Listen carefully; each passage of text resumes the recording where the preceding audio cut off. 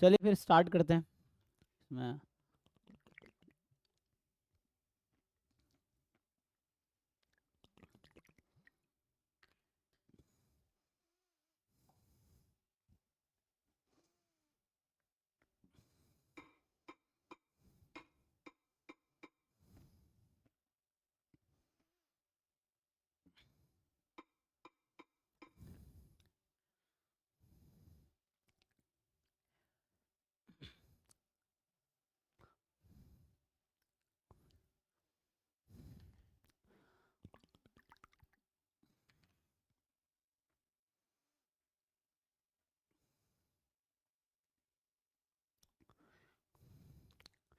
अभी last class में हमने आपको बताया था कि ट्रांसफॉर्मेशन क्या है ना, कि एक्स डिस्क्रीट है या कॉन्टिन्यूअस है, तो जी एक्स का डिस्ट्रीब्यूशन कैसे निकालेंगे, यही देखा था ना हमने।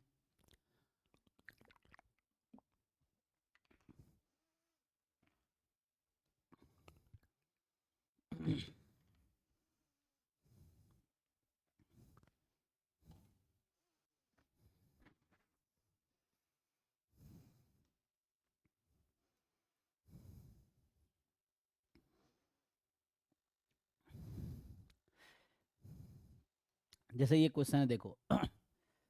अब आपसे पूछ रहा है इसमें,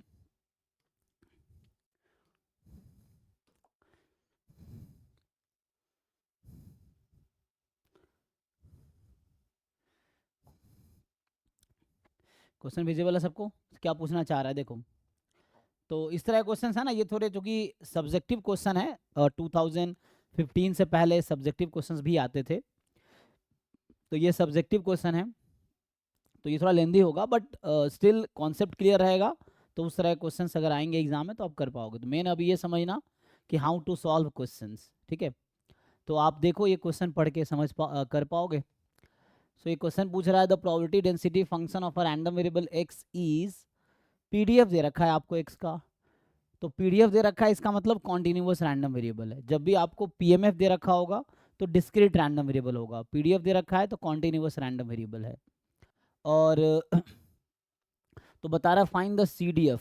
तो कह रहा है इसका सीडीएफ निकालो पहले। पहला क्वेश्चन है कि ये पीडीएफ है एक्स का, तो एक्स का सीडीएफ निकालो पहले। फिर दूसरा क्वेश्चन है, उसके बाद बताओ पीडीएफ ऑफ मॉड एक्स। तो मॉड एक्स का आप क्या निकालो, पीडीएफ निकालो, ठीक है ना।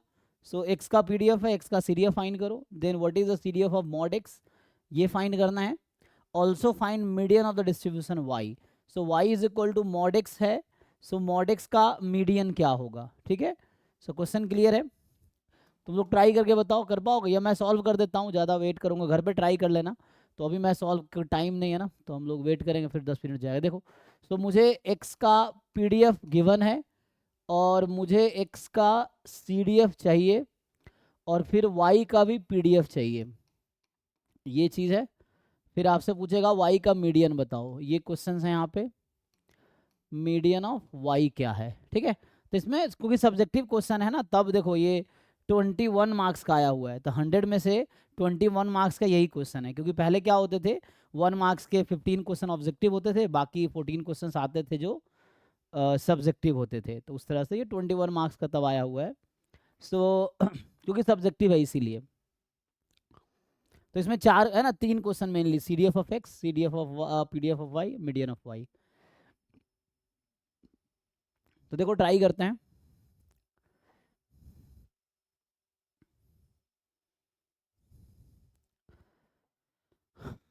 तो यहाँ पे हो क्या रहा है, एक्स जब -1 से 1 में है तो मॉड एक्स अपॉन 2 है पीडीएफ।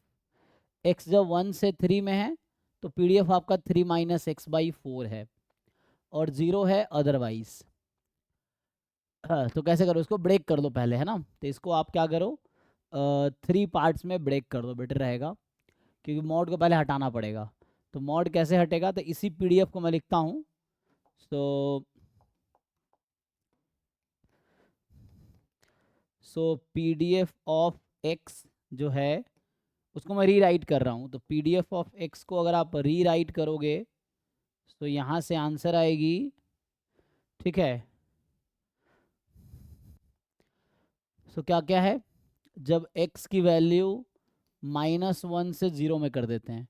तो जब भी x को मैं -1 से 0 लूँगा तो नेगेटिव है, तो x नेगेटिव है तो mod x -x हो जाएगा, सो -x/2 हो जाएगा। ठीक, जब x 0 से 1 में अगर आप लेंगे तो x/2 होगी। ठीक, क्योंकि x पॉजिटिव हो जाएगा। फिर x जब 1 से 3 में है तो कहीं भी इक्वलिटी लगा लो, जैसे उन्होंने यहाँ लगा रखा है, तो x 1 से 3 में है, सो ये है आपका 3 - x अपॉन में 4। ठीक, एंड आगे क्या है, 0 अदरवाइज। ठीक है यहाँ तक। तो ये आपको दे रखा है PDF x का। अब आपको चाहिए क्या, हमें चाहिए CDF। सो x का जब CDF निकालेंगे,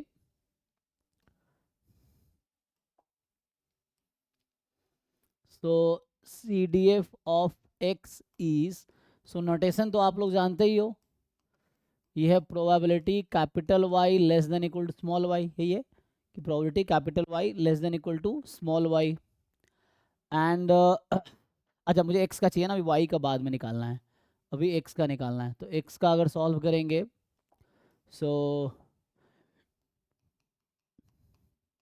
मुझे पहले x का CDF चाहिए। So probability capital X less than equal to small x, यही आ जाएगा। So probability capital X less than equal to small x हो जाएगा। अब कैसे करोगे, देखो अलग अलग पार्ट्स में निकालने पड़ेंगे। तो जब मैं यहाँ पे CDF निकाल रहा हूँगा, मैं ऐसे आपको फॉर्म लिख के बताता हूँ जिन लोगों को समझ आए। सो होगा क्या, जो CDF आएगा वो इस फॉर्म में होगा। तो इसका सपोर्ट क्या है, देखो सपोर्ट ये है। अगर आपसे पूछे कि इस क्वेश्चन में what is support of x, तो x का जो सपोर्ट है रैंडम वेरिएबल, x का जो सपोर्ट है वो कहाँ से स्टार्ट हो रहा है, -1 से कहाँ तक जा रहा है, 3 पे, है ना। यहाँ पे इक्वलिटी लगा दो तब भी कोई दिक्कत नहीं है, वहाँ अलग नहीं लगाया, हाँ लगा हुआ है ना। तो सो यहाँ पे क्या होना है कि सपोर्ट है आपका -1 से 1, -1 से 3, सो -1 से 3। तो आप जानते हैं जब सपोर्ट बाउंडेड हो, ये बाउंडेड सेट है ना, क्योंकि इसका लोअर बाउंड अपर बाउंड पता है। सो जब आपका x लेस देन -1 होगा तो वैल्यू 0 होगी। अब बीच में जब आप निकालेंगे, जैसे यहाँ पे मान लो x जब लेस देन -1 है तो ये वैल्यू 0 है। जब x -1 से लेके 0 तक होगी तो क्या आएगी, इंटीग्रेशन होगा। सपोर्ट कहाँ से स्टार्ट है, -1 से ना, सो -1 से x तक। और किसको आप इंटीग्रेट करते हैं, तो इसका क्या मतलब होता है, ऐसे तो आपने ये पढ़ा हुआ है -∞ से x fx t dt, यही फॉर्मूला लिखा था मैंने। सो अब fx को t वेरिएबल में लिखेंगे हम लोग, वेरिएबल t के टर्म में लिखेंगे। सो वहां से क्या आएगा, तो -1 से 0 है ना, -t/2 dt आएगा। सो यहाँ से है ना, ये जब है तो -t/2 dt होगा। नेक्स्ट जब मेरा x 0 से 1 के बीच होगा तो क्या होगा, अगर मैं x को 0 से 1 के बीच लिखता हूँ तो यहाँ मुझे लिखना पड़ेगा -1 से 0 -t/2 dt प्लस क्या, पहले उसका, क्योंकि CDF है ना तो स्टार्ट 0 टू x, हाँ t/2 dt। अब जिन लोगों को अभी भी क्लियर नहीं है वो सीखो कि आपको क्यों नहीं आता CDF निकालना, आपने क्वेश्चंस प्रैक्टिस नहीं किए होंगे CDF फाइंड करने के लिए। सो कोई भी PDF आपको मिलता है उसका CDF निकालने की कोशिश करो। सो यहाँ से आ जाएगा 0 से 1 में, जब x 1 से लेके अगला क्या है 3 तक है तो क्या आएगी CDF की वैल्यू, तो फिर CDF की वैल्यू होगी क्या आएगा जी, तो यहाँ से -1 पहले तो -1 to 0 पर convert. t/2 dt 0 to 1 t/2 या x/2 कर सकते हैं dt प्लस 1 to x, क्योंकि x कोई फिक्स नंबर है इस रेंज का इसलिए ऐसा कर रहा हूँ। ठीक है, अब यहाँ पे क्या था 3 - t/4, 3 - t/4 dt हो गया, है ना। और ये कब है, जब x की वैल्यू 1 से 3 में है। तो ये वैल्यू कब है, जब x की वैल्यू 1 से 3 में है। और सपोर्ट 3 पे बाउंडेड है, तो बाद में 1 हो जाएगा कब, जब x more than equal to 3 है। X greater than equal ठीक है, तो ये आपका हमने CDF लिख दिया। अब आप इसको कैलकुलेट कीजिए। So now you calculate this. ठीक है, अब देखो जिन लोगों को अभी क्लियर नहीं है वो क्वेश्चन पूछ सकते हैं, क्योंकि आपको CDF का डेफिनेशन लगाना है। सो इनडायरेक्टली ये PDF है आपके पास, you have to find this integral, तो इनडायरेक्टली इंटीग्रल ही फाइंड करने हैं आपको। सो ये हमने x का CDF लिखा है। अब आप सिंप्लीफाई कीजिए, क्या आंसर आता है आप कैलकुलेट करके बताइए। पहले कैलकुलेट कर लो, है ना। तो यहाँ है -t/2 -1 से x में, फिर -1 से 0, -t/2 0 से x, क्योंकि x 0 से 1 था। और सर इक्वालिटी तो सेकेंड लास्ट वाले इक्वेशन में आएगी ना? इक्वलिटी कहाँ पे आएगी, सेकेंड लास्ट यहाँ पे। इसके नीचे सेकेंड लास्ट, हाँ सेकेंड इसके लास्ट में, ऊपर। किसमें इक्वलिटी हाँ, लगाऊं। 3 के लिए। नहीं नहीं, एक्चुअली CDF राइट कॉन्टिन्यूअस होता है, तो इसलिए हमने ऐसा किया है। CDF राइट कॉन्टिन्यूअस होता है ना, हमें वैसा बनाना पड़ेगा।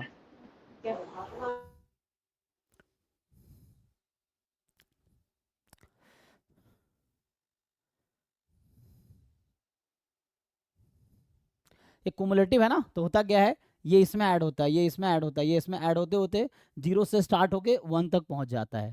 तो ये CDF है।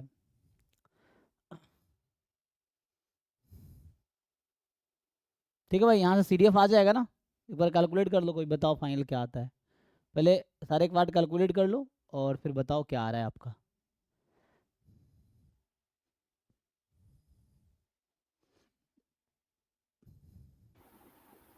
सर हो गया सर। आ गया।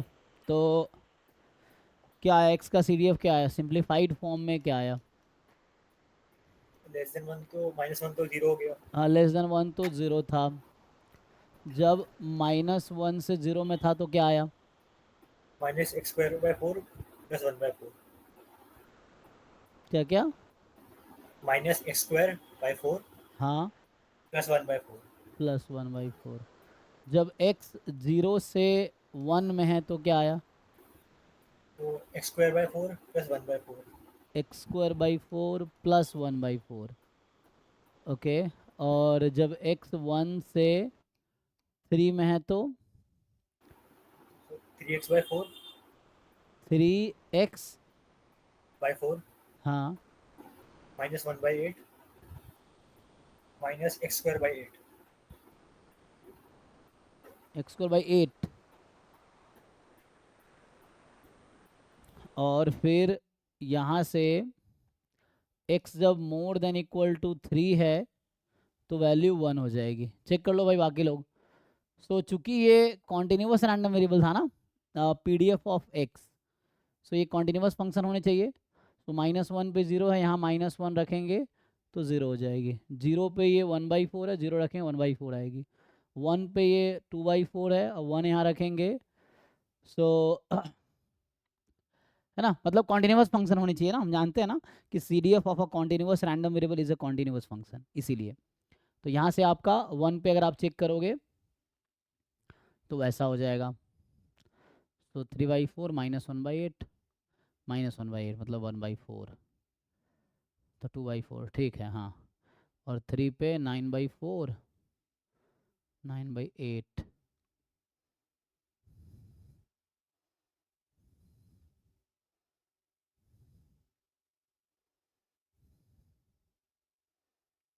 वन ठीक है हाँ, तो करेक्ट आंसर ये है ना।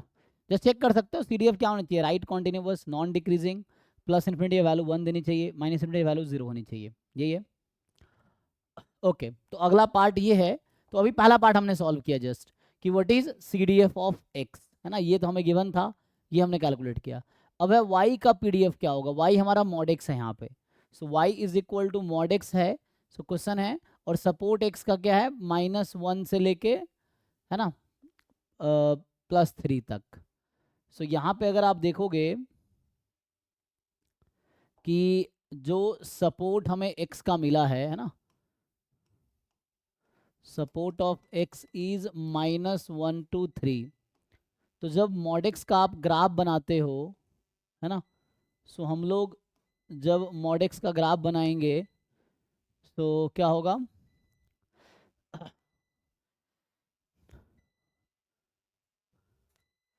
तो यहाँ -1 से जैसे ये 1 है, यहाँ 2 है, जैसे मान लो ये 3 है, ठीक। तो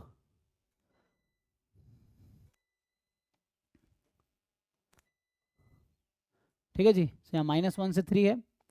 अब आपको क्या करना है, ये मॉड x था, तो y जो कि gx जिसको मैं बोलता हूँ ना, ये मॉड x है आपके पास। तो 1 के करस्पॉन्डिंग वैल्यू 1 होगी, और इसके करस्पॉन्डिंग 2 होगी, इसके करस्पॉन्डिंग 3, राइट। यहाँ पे x के सपोर्ट इधर नहीं है, x का सपोर्ट नेगेटिव में नहीं है ना, सो ये चीज़ है। सो हमारा x तो बस -1 से, है ना, सपोर्ट x -1 से स्टार्ट है। सो बताओ y का रेंज क्या है, या y का सपोर्ट क्या होगा, या y का सपोर्ट यहाँ पे क्या होगा? 0 से लेकर 3 तक। सपोर्ट ऑफ y 0 से 3 होगा, है ना। सो लेकिन यहाँ ध्यान से देखो, अब दो तरह की चीज़ें हैं। अगर तुम ध्यान से देखोगे तो हो क्या रहा है, जब y 0 से 1 में है, जब y की वैल्यू 0 to 1 है, तो क्या हो रहा है। अब इस तरह का सॉल्व करने के कई सारे अप्रोच हैं, बुक में हो सकता है अलग अलग बुक में अलग अलग तरीके हों। एक CDF अप्रोच है, दूसरा जैकोबियन वाला फॉर्मूला भी लगा सकते हैं। लेकिन यहाँ पे मैं क्या बोल रहा हूँ कि जैसे हम कोई x, अगर मैं कोई y लेता हूँ 0 से 1 के बीच, तो उसके 2 इनवर्स इमेज मिलेंगे। क्यों? क्योंकि -1 से 1 सपोर्ट में है x का। लेकिन जब x की वैल्यू 1 से 3 के बीच अगर होगी, तो उसमें जो दूसरा इनवर्स इमेज होगा वो सपोर्ट में है ही नहीं, तो सिर्फ एक साइड कंसीडर होगा। तो कहने का क्या मतलब है मेरा, कि यहाँ पे जो मैं फॉर्मूला आपको बता रहा था ट्रांसफॉर्मेशन का, तो एक तो मैं जैकोबियन मेथड लगा सकता हूँ यहाँ पे। जैकोबियन मेथड कब लगता है, जब फंक्शन मोनोटोनिक हो। तो यहाँ पे एक बार हम लगाएंगे, जैसे -1 से 0 और 0 से 1, तो -1 से 0 में ये डिक्रीजिंग है, 0 से 1 में इंक्रीजिंग है।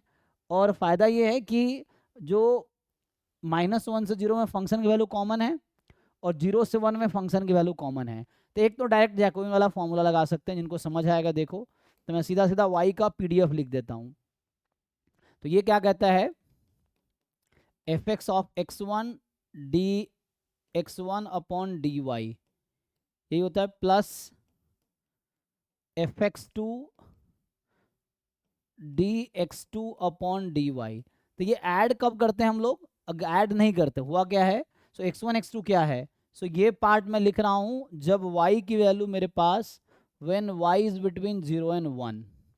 तो जब आप कोई स्मॉल y चूज करोगे 0 1 के बीच, है ना, ये ग्राफ है x वर्सेस y, ये ग्राफ है x वर्सेस y, ठीक है। सो जब x आप मतलब y की वैल्यू 0 से 1 में है, तो x की वैल्यू -1 से 1 में है, मैं सिंगल फॉर्मूला यूज करता अगर -1 से 1 में ये फंक्शन मोनोटोनिक होता।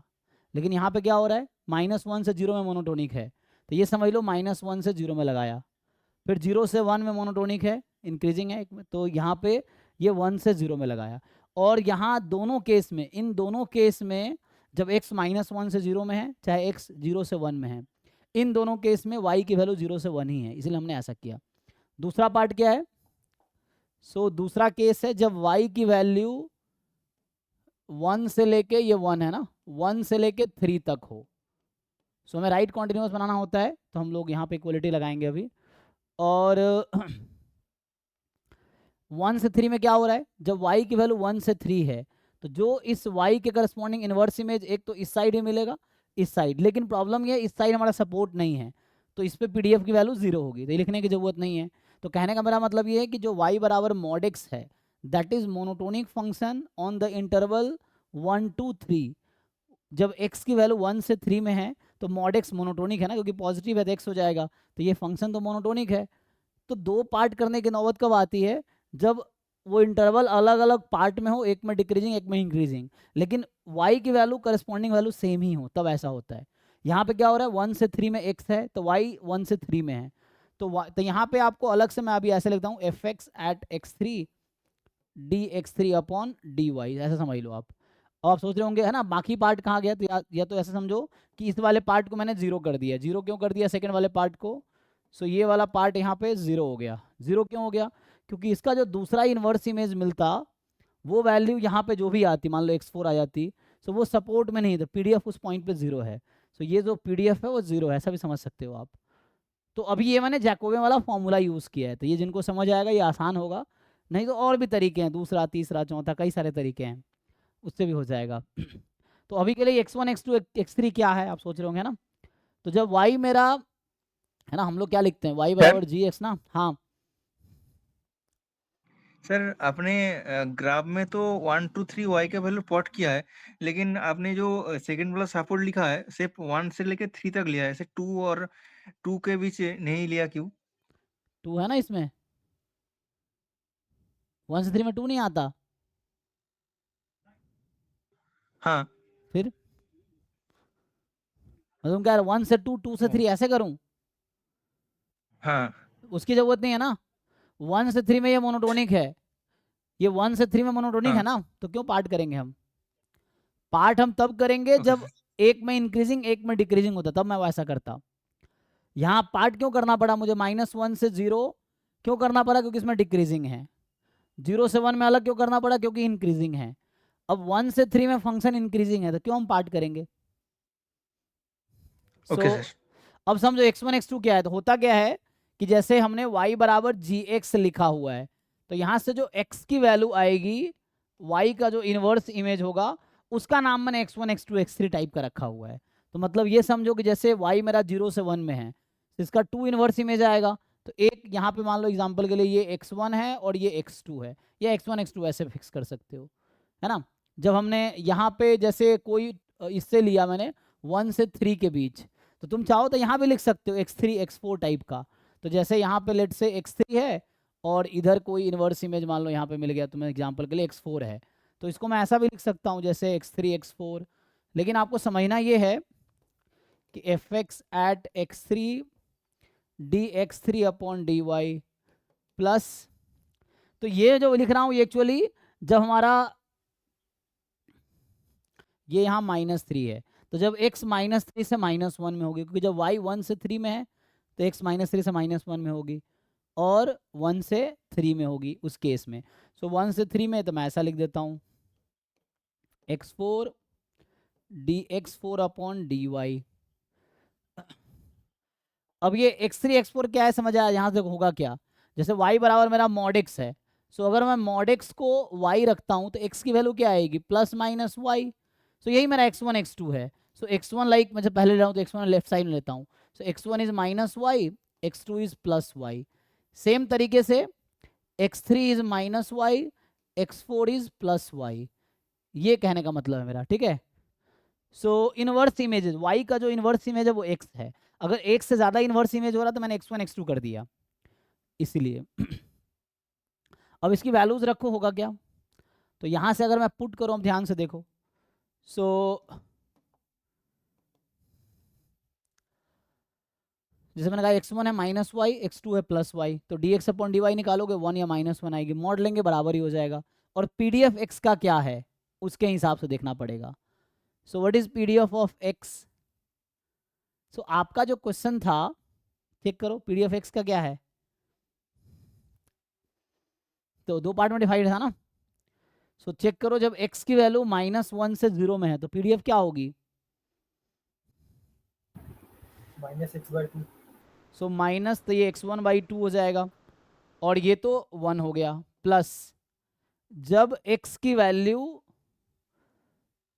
0 से 1 में है तो pdf की वैल्यू क्या होगी?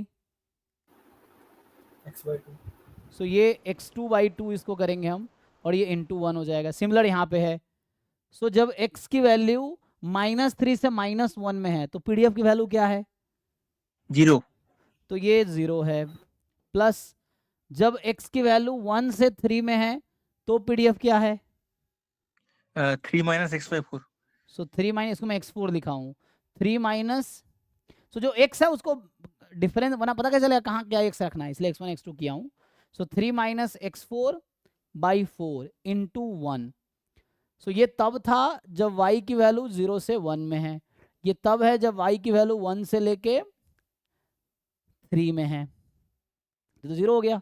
अब ये x1 x2 यहाँ से x1 माइनस वाई के इक्वल है, x2 प्लस वाई है, x3 माइनस वाई है, x4 प्लस वाई है। क्यों, ऐसा कैसे मिला, तो यहाँ से बता रहा हूँ। जैसे यहाँ y है तो उसका इन्वर्स इमेज ये आएगा प्लस x माइनस एक्स, क्योंकि यहाँ मतलब x की यहाँ पे x एक्सिस चाहिए ना मुझे, तो मॉड x बराबर y मतलब जी एक्स बराबर y, तो x की वैल्यू क्या आएगी, तो y तो यहाँ पे है ना, तो इसका इन्वर्स इमेज x एक्सिस पे आएगा, तो जो x की वैल्यू निकल के आएगी वो इन्वर्स इमेज होगी। जैसे आप मैं अगर फंक्शन इन्वर्टिबल है तो अगर g x is equal to y है, सो एक्स आ जाता है जी इनवर्स वाई। लेकिन ये अगर फंक्शन बाइजेक्टिव है तो यूनिक वैल्यू मिलेगी, तभी फंक्शन इन्वर्टिबल होता है। अगर बाइजेक्टिव नहीं है तो मोर देन वन इमेज मिलेगा। Mod X is not bijective function है ना, मॉड एक्स 1 1 नहीं है ना, तो इसका 2 इनवर्स इमेजेस मिलेंगे मुझे। जैसे अगर अभी इसी में लिखा हुआ है y बराबर मॉड एक्स, और मैं आपसे पूछ लूँ कि व्हाट इज द इनवर्स, ये जी एक्स है, so what is the inverse image of 1, 1 का इनवर्स इमेज क्या होगा इस फंक्शन में, इनवर्स इमेज समझ आता है, यही x की वैल्यू है। तो अगर मोर देन 1 वैल्यू आती है इसका, अगर मान लो मैं ऐसा बोलता हूँ कि x की मोर देन 1 वैल्यू आती है, तो x1 x2 जितने भी पॉसिबल है उसके हिसाब से मैंने ब्रेक कर दिया। जैसे मान लो इसी फंक्शन में पूछ रहा हूँ आप लोगों से कि व्हाट इज इनवर्स इमेज, यही तो x है भाई। मैं यहाँ क्या कर रहा हूँ, मैं यहाँ मॉड x को 1 के इक्वल रख रहा हूँ, 1 और माइनस 1 आएगा। तो x की वैल्यू प्लस माइनस 1 है, यही तो है। इसका मतलब ये है भाई, इसका मतलब ये है, ये दोनों सेम ही चीज़ है। अब तुम्हें समझ आ रहा नहीं आ रहा, तुम्हें देखना है, मैथमेटिक्स तुम्हें आनी चाहिए। Mod X is G x, तो मैं जी इनवर्स एक्स वाई बोल रहा हूँ तो वाई की वैल्यू मैंने 1 रखी, इसका मतलब जी इनवर्स वाई का मतलब क्या है, यहाँ दिख तो रहा होगा जी इनवर्स वाई एक्स की वैल्यू, तो यहाँ से एक्स की जो वैल्यू निकल के आएगी वो जी इनवर्स 1 है। जब मैं जी एक्स को 1 रख रहा हूँ, है ना, ये पहले भी मैंने ये चीज़ एक्सप्लेन किया है कि अगर मान लो मुझे जी इनवर्स कोई एलिमेंट चाहिए, लेट से कोई भी मान लो यहाँ पे मैं के लिख देता हूँ अभी के लिए, तो इसका मतलब x की वो वैल्यू डोमेन में जहाँ पे जी एक्स इक्वल है के। ये सिंपल मैथमेटिक्स में इन्वर्स इमेज का डेफिनेशन है। It's not inverse function, inverse image. कोई जरूरी नहीं फंक्शन इन्वर्टिबल हो, कोई फंक्शन जो इन्वर्टिबल नहीं भी है उसमें भी इन्वर्स इमेज निकाला जा सकता है। जैसे मॉड एक्स है, इन्वर्टिबल नहीं है फिर भी इन्वर्स इमेज आ रहा है ना, तो अगर इन्वर्टिबल होगा तो फायदा क्या है, यूनिक वैल्यू आएगी, इन्वर्टिबल नहीं है तो मोर देन 1 वैल्यू आएगी। ये एनीवे तो वही x1 x2 है, ठीक है ना। जब mod x is equal to Y रखते हैं तो x की वैल्यू प्लस माइनस वाई आई, तो माइनस वाई x1 है प्लस वाई x2 है। जब मैं मॉड x को y रख रहा हूँ जब y 1 से 3 में है, तो फिर वही x3 x4 नाम दे दिया मैंने। तो कहने का मतलब ये है यहाँ पे कि चलिए इसको पुट कर लीजिए वैल्यू।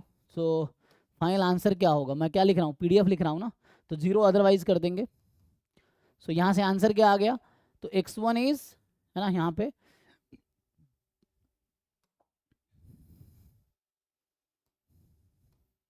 इसको इधर रख दो। सो पुट कर लो, x1 की वैल्यू माइनस वाई थी, तो ये हो जाएगा y/2 और ये भी y/2, तो y ही हो जाएगा एट द एंड। सो ये y/2, ठीक है ना, डायरेक्ट लिख दूँ।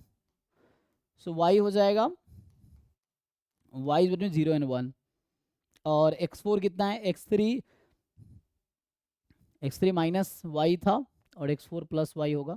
सो 3 माइनस y/4, जब y की वैल्यू 1 से 3 में है, एंड आगे कुछ नहीं है तो 0 अदरवाइज। अब तुम चेक करके देखो, ये मैंने क्या निकाले हैं, ये मैंने निकाले हैं y के PDF। तो this was the PDF of y। तुम चेक करो क्या ये सच में PDF है, तो PDF होने के लिए PDF के डेफिनेशन को सेटिस्फाई करना चाहिए। सो क्या ये सच में y का PDF है, तो उसके लिए क्या होना चाहिए, हाँ हाँ so it should be non negative, है ना, तो it should be non negative, and इसका जो इंटीग्रेशन है 0 से 3 में टोटल इंटीग्रेट कर लो, तो मतलब 0 से 1 में y को इंटीग्रेट करना, 1 से 3 में इसको इंटीग्रेट करना, तो टोटल 1 आना चाहिए। तो एक बार चेक कर लो, टोटल 1 आने चाहिए। तो अगर ऐसा हो रहा है तो PDF है, नहीं तो कहीं गलती किया है, चेक कर लो। सो ये था जैकोबियन मेथड से सॉल्व किया। दूसरे तरीके से भी सॉल्व हो जाएगा, है ना, तो आपको समझना है। हमने कहा 2 मेथड है, CDF अप्रोच और जैकोबियन मेथड, तो दोनों तरीके से सॉल्व, मैंने जैकोबियन मेथड यूज़ किया है। CDF से भी ये जैकोबियन है 1 वेरिएबल में dx/dy। किसी को डाउट है तो पूछो।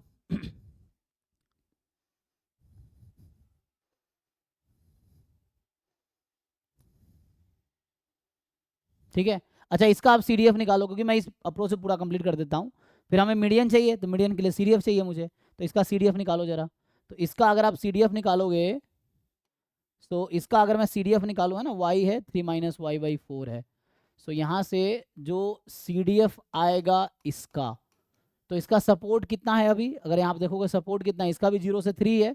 सो यहाँ से सपोर्ट ऑफ y जो है आपके पास, सपोर्ट ऑफ y वो है 0 से 3, यही है 0 से 3। So support of y is 0 to 3। तो सपोर्ट से पहले CDF 0 होता है, सो 0 when y is less than 0। अब ढूंढना है y 0 से, अच्छा यहाँ पार्ट में ब्रेक है ना, ये तो पार्ट में है, तो पार्ट में CDF भी आएगा, पार्ट्स में आएंगे। तो 0 to 1 था तो अलग आएगा, तो 0 से 1 में आपको अलग मिलेगा, 1 से 3 में अलग मिलेगा, और y more than equal to 3 1 हो जाएगा। तो मुझे ये ढूंढना है क्या आएगा, तो देख लो अब। सो यहाँ से जब करोगे 0 से 1 में, तो सपोर्ट तो 0 से ही स्टार्ट है, तो 0 से y में इंटीग्रेट होगा y, है ना। तो बेटर ऐसा करो, 0 से y में इंटीग्रेट करो t dt को। इसको जब आप तुम्हारा y फिक्स है 1 से 3 में, तो इसका मतलब, लेकिन हमें CDF का मतलब पता है कि हम इंटीग्रेट करते हैं -∞ से y तक, तो है ना 0, तो यहाँ सपोर्ट तो 0 से ही स्टार्ट है, इसलिए 0 से स्टार्ट करेंगे। तो 0 to 1 में t का इंटीग्रेशन, तो ये हो जाएगा 0 to 1 t dt plus 1 to y, है ना, फिर होगा 1 to y, और यहाँ पे क्या है 1 से, जब 1 से 3 था तो 3 - y/4, सो 3 - t/4, सो 3 - t/4 dt। ये कब है, जब y more than equal to 1 less than 3 है, और ये कब है, y more than equal to 3 है। इसको सिंप्लीफाई कर लो और बताओ क्या आता है, जिनको समझ आया। Sir 0 less equal to y less than 1 पर CDF का वैल्यू y²/2 आ रहा है। ये आ रहा है y²/2। उसके बाद 1 less equal to y less than 3 पर y -y² plus 6y hmm -1 by 8, total by 8। हम्म और यहाँ 1 हो जाएगा। हाँ सर। हाँ, सर आपने जो सपोर्ट वाला वर्ड यूज कर रहा है सर, सपोर्ट स्पेक्ट्रम का मतलब एक ही है क्या? सपोर्ट और spectrum. Spectrum of random variable. Spectrum तो मैं यूज़ नहीं करता हूँ, मैंने बुक में सपोर्ट ही देखा है, तो देखना पड़ेगा स्पेक्ट्रम का डेफिनेशन क्या लिखता है। रैंडम वेरिएबल का रेंज। हाँ, तो सेम ही है फिर तो।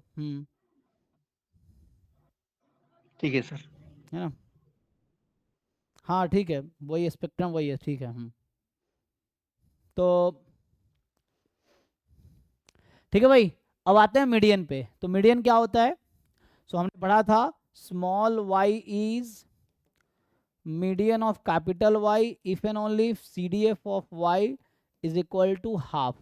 अब चेक करो, तुम लोग ये तो निकाल ही सकते हो, मुझे बताओ इस CDF के हेल्प से मुझे बताओ कि स्मॉल y क्या होगा ताकि CDF हाफ के इक्वल हो जाए। So what is median of this random variable y?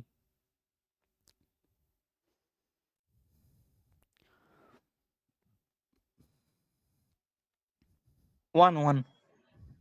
ठीक है, तो सिंपली क्या करोगे, तुम पुट करके देखोगे क्या हो रहा है ना। तो यहाँ y 0 से 1 में आने चाहिए यहाँ पे, सो आपको पुट करना होगा एंड सॉल्व करना होगा। सो यहाँ पे है ना, एक काम कर सकते हैं, जैसे y²/2 को आप अगर 1/2 के पुट करोगे तो y ±1 आएगी, लेकिन +-1 इस रेंज में है ही नहीं, है ना, +-1 तो है ही नहीं इस रेंज में। लेकिन चूंकि ये कॉन्टिन्यूस रैंडम वेरिएबल है, तो आई थिंक 1 पे ओके हो जाएगा, है ना।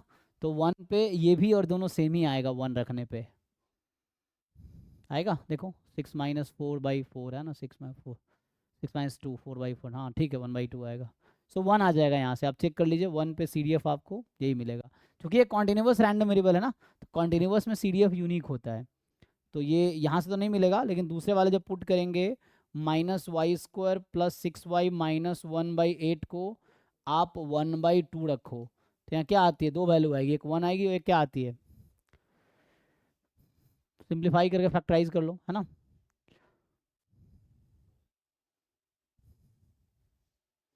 चेक करो, इस क्वाड्रेटिक है ना, तो क्वाड्रेटिक के पास 2 रूट्स होंगे, तो एक तो 1 आएगा, दूसरा क्या आएगा,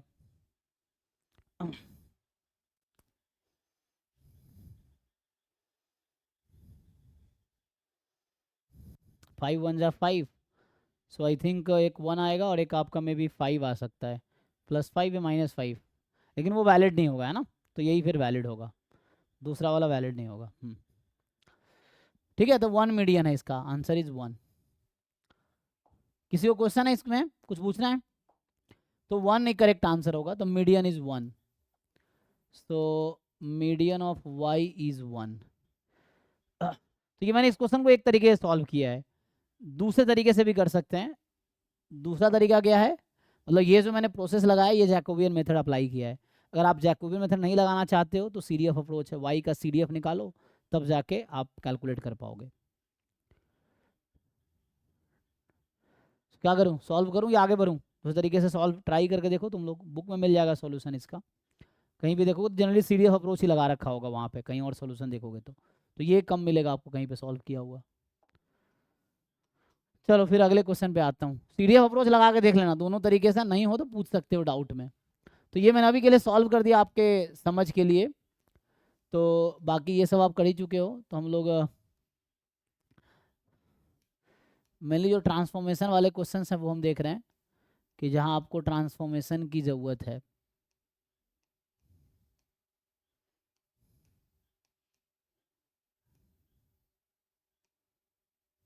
जैसे यही क्वेश्चन है, हालांकि ये थ्योरम से डायरेक्टली हो जाएगा, ये थ्योरम है जो कि स्टैंडर्ड डिस्ट्रीब्यूशन में आएगा, लेकिन अगर प्रॉपर वे में आप सॉल्व करना चाहो तब भी कोई दिक्कत नहीं है, तब भी आंसर आ जाएगा।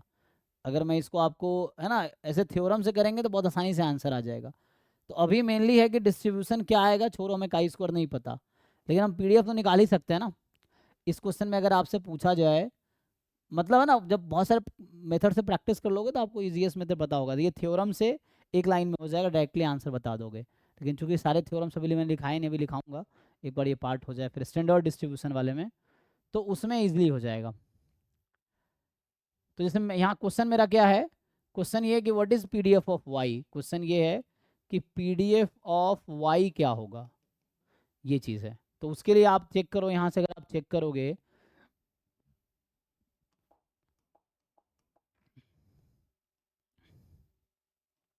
इसको अगर आप सिंप्लीफाई करो, y हो जाएगा -2 अल्फा ln x, यही हो जाएगा, जहाँ अल्फा तो पॉजिटिव है।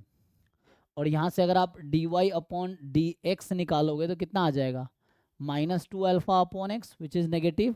इसका मतलब है ये मोनोटोनिक फंक्शन है। तो मोनोटोनिक फंक्शन है तो डायरेक्टली हम लोग जैकोबियन वाला फॉर्मूला डायरेक्टली यूज़ कर सकते हैं। तो क्या कहता है जैकोबियन वाला फॉर्मूला यहाँ पे, अगर मोनोटोनिक है तो, कि जो पीडीएफ ऑफ y है वो इक्वल होगा PDF of x into D x upon D Y. सिर्फ देखो, अब यहाँ एक ही टर्म, दो टर्म, तीन टर्म क्यों नहीं लिखे, क्योंकि ये पूरे सपोर्ट पे ना, इस इंटरवल पे x जब 0 से 1 में है ना, यहाँ x 0 से 1 में है, तो इस x 0 से 1 के लिए हमेशा निगेटिव आएगा ये।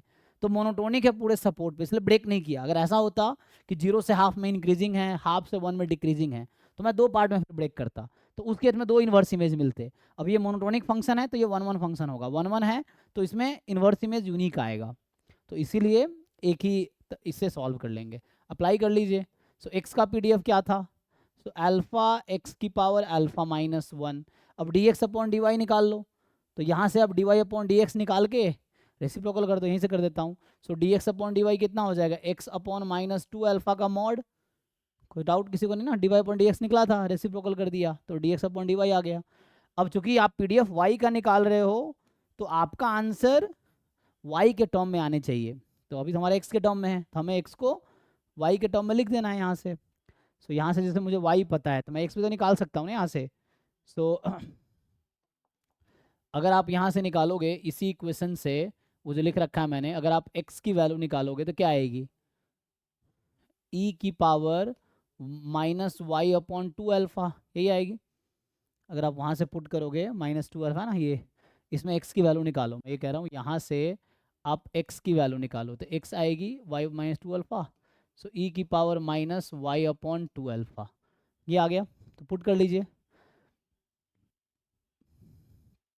तो पुट करेंगे तो क्या आएगा देख लो। तो यहाँ से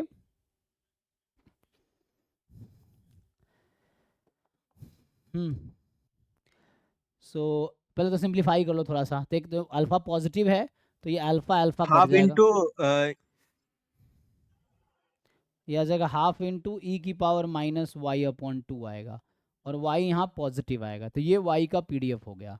और ये आपको मैं बता दूं आगे, ये एक्सपोनेंशियल विथ रेट 1/2 है, या यही चीज़ काई स्क्वायर 2 है। मतलब ये जो पीडीएफ है ये एक्सपोनेंशियल विथ रेट 1/2 का होता है पीडीएफ, या काई स्क्वायर 2 का पीडीएफ सेम ही होता है, दोनों इक्वल ही होते हैं। सो ये दोनों डिस्ट्रीब्यूशन आइडेंटिकली डिस्ट्रीब्यूटेड है, तो ये जो लिख रहा हूँ ये आइडेंटिकली डिस्ट्रीब्यूटेड का नोटेशन है। ठीक है जी, चेक कर लो कैसे करो, यहाँ एक्स की वैल्यू रख दो, वहाँ पे मॉड हटा दो, है ना, क्योंकि एक्स हमारा पॉजिटिव आएगा, एक्स पॉजिटिव है ऑलरेडी, और वाई भी पॉजिटिव आएगा। अब एक्स का सपोर्ट आपको कितना दे रखा है इसमें, इसमें जो एक्स का सपोर्ट इसने हमें दिए हैं कि एक्स इज बिटवीन 0 एंड 1, अब पुट करो यहाँ पे, इसमें पुट करो तो वाई की वैल्यू आएगी 0 से इन्फिनिटी। ठीक है, so y will be between 0 to infinity. तो ये आंसर इस तरह क्वेश्चन का, तो सिंपल जैकोबियन मेथड से ट्रांसफॉर्मेशन कर सकते हैं। सर ये क्वेश्चन थ्योरम से कैसे होगा? वाई का रेंज कैसे निकालेंगे अगर सिंपली करें? वाई का रेंज कैसे निकालते हैं, वाई मोनोटोनिक फंक्शन है, वाई क्या है यहाँ से डिक्रीजिंग फंक्शन है। सो वाई अगर डिक्रीजिंग फंक्शन है और एक्स 0 से 1 में है तो एक्स को 0 रखो, वाई की वैल्यू कितनी आ रही है,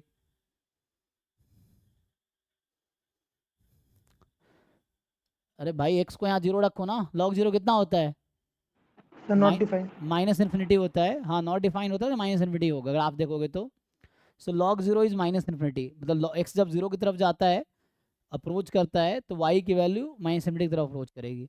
सो ये when x tends to 0 y tends to minus, मतलब log x tends to minus infinity, minus बाहर पहले से है तो प्लस इन्फिनिटी हो जाएगी, और जब x को 1 रखेंगे तो वैल्यू log 1 0 होती है, तो आपको लगेगा कि माइनस इन्फिनिटी से मतलब प्लस इन्फिनिटी से 1, लेकिन ये फंक्शन डिक्रीजिंग है ना, तो x की जब हाईएस्ट वैल्यू रखेंगे फंक्शन की स्मॉलेस्ट वैल्यू मिलेगी, और जब x की स्मॉलेस्ट वैल्यू रखेंगे फंक्शन की हाईएस्ट वैल्यू मिलेगी।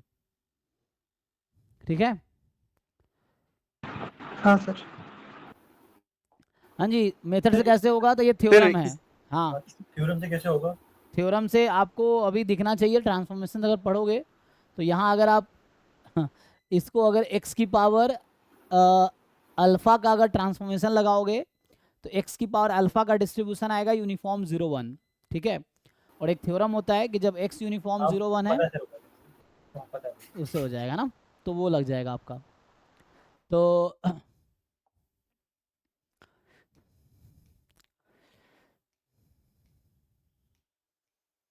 तो ये सब तो क्वेश्चन कर ही रखा आप लोगों ने पहले से ही, ये सब हो चुके हैं, मेनली ट्रांसफॉर्मेशन वाले क्वेश्चन हम देख रहे हैं अभी।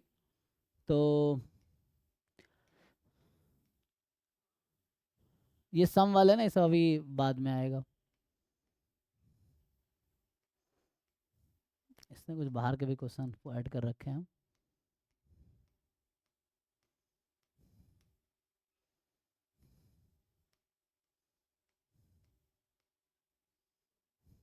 ये तो बेसिक एक्सपेक्टेशन पे है, ये ऑड इवन फंक्शन की प्रॉपर्टी पे है, तो उसको देख लेना, ऑड फंक्शन होगा तो इसलिए। जैसे ये क्वेश्चन है, मान लो इस तरह क्वेश्चन, ये ट्रांसफॉर्मेशन के ही हैं, और ये है ना, ये जैम गेट में भी ये क्वेश्चन आया है, नेट में भी आया है। सो देखो यहाँ पे क्या है, ये थ्योरम है ये भी एक्चुअली। सो ठीक है, देखो तो यहाँ क्या कर रखा है, तो आपसे पूछ रहा है कि बताओ एक्सपेक्टेशन ऑफ वाई स्क्वायर क्या होगा।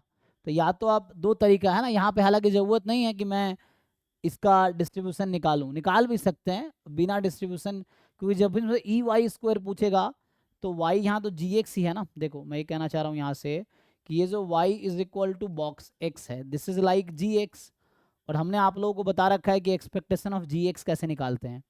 सो है ना, एक फॉर्मूला था ना, expectation of ji X, X का कोई भी फंक्शन हो, तो कहने का मतलब मुझसे क्या पूछ रहा है, एक्सपेक्टेशन ऑफ वाई स्क्वायर, तो इसका मतलब मुझसे पूछ रहा है ग्रेटेस्ट इंटीजर फंक्शन का होल स्क्वायर, यही है ना, और ये फंक्शन ऑफ एक्स है, तो इसका फॉर्मूला क्या होगा, ये कॉन्टिन्यूअस रैंडम वेरिएबल है, तो 0 से infinity greatest integer of x का whole square into PDF of x d x, simple. तो यहाँ y का डिस्ट्रीब्यूशन निकाल भी सकते हैं, तब भी हो जाएगा, बिना कैलकुलेट किए भी हो जाएगा। सो x का square into PDF of x। अब आपको बस ये इंटीग्रेशन सॉल्व करना है। तो जिन लोगों को इंटीग्रेशन अच्छे से आता है वो इजीली कर लेंगे, है ना। और जो लोग सोचते हैं कि स्टैट्स पढ़ रहे हैं, मैथ की क्या जरूरत है, तो इसके आगे वो फंस जाएंगे, है ना। मान लो तुम्हें स्टैट्स कितना भी आता है तो तुम यहाँ से लेके यहाँ तक पहुँच जाओगे। अब तुम्हें इंटीग्रेशन नहीं आता है तो इसके आगे पहुँच नहीं पाओगे, तुम्हारा आंसर आएगा नहीं, तो कोई फ़ायदा नहीं है ना। क्योंकि एग्जाम में मार्क्स तो तभी मिलेंगे जब आप करेक्ट आंसर टिक करोगे। तो इसके लिए आपको ये जानना पड़ेगा कि ये इंटीग्रेशन होगा कैसे। तो जब भी मॉड होता है, ग्रेटेस्ट इंटीजर फंक्शन है, क्योंकि ये कॉन्टिन्यूअस फंक्शन नहीं है ना इस पर, तो हमें ब्रेक करना पड़ेगा इसको। कैसे ब्रेक करेंगे? जैसे 0 से 1, तो जब x 0 से 1 में है तो ये हो जाएगा 0 स्क्वायर e की power minus x d x. 1 से 2, तो ये ग्रेटेस्ट, जब x 1 से 2 में है तो हमें हटाना पड़ेगा इसको, तभी इंटीग्रेट हो पाएगा। तो 1 का स्क्वायर इंटू ई की पावर माइनस एक्स, फिर 2 से 3, 2 स्क्वायर ई की power minus x, and so on. तो कितना टर्म लिखेंगे, जरूरत नहीं, इसको आप शॉर्ट में ऐसा लिख सकते हैं। सो समेसन इंटीग्रेशन k से k प्लस 1 लिख दो, और यहाँ हो जाएगा k स्क्वायर ई की power minus x d x, और k की वैल्यू 0 से लेके इन्फिनिटी तक। तो ये जो ऊपर टर्म लिखे उसको हम शॉर्ट में ऐसा भी लिख सकते हैं। अब ये इंटीग्रेशन कैलकुलेट करना मुश्किल तो है नहीं, क्योंकि इंटीग्रेशन x के रेस्पेक्ट में k स्क्वायर बाहर कर सकते हैं। तो यहाँ से आ जाएगा समेसन k स्क्वायर इंटू ई की पावर माइनस एक्स का इंटीग्रेशन, तो ई की power minus x upon minus 1। तो सॉल्व करोगे तो आएगा ई की पावर k माइनस के माइनस माइनस के माइनस 1। अब ये ख़त्म हो गया। अब k की वैल्यू 0 से इन्फिनिटी। अब यहाँ पे आपको ज़रूरत है इस सीरीज के सम निकालने की। तो यहाँ पे आपको अब आना चाहिए how to calculate sum of series. तो इस सीरीज का सम क्या आएगा, तो है ना। तो अब आपको डिफरेंट अप्रोच पता होना चाहिए how to calculate sum of series. So k from 0 to infinity, and यहाँ से आ जाएगा, एक मिनट, हेलो,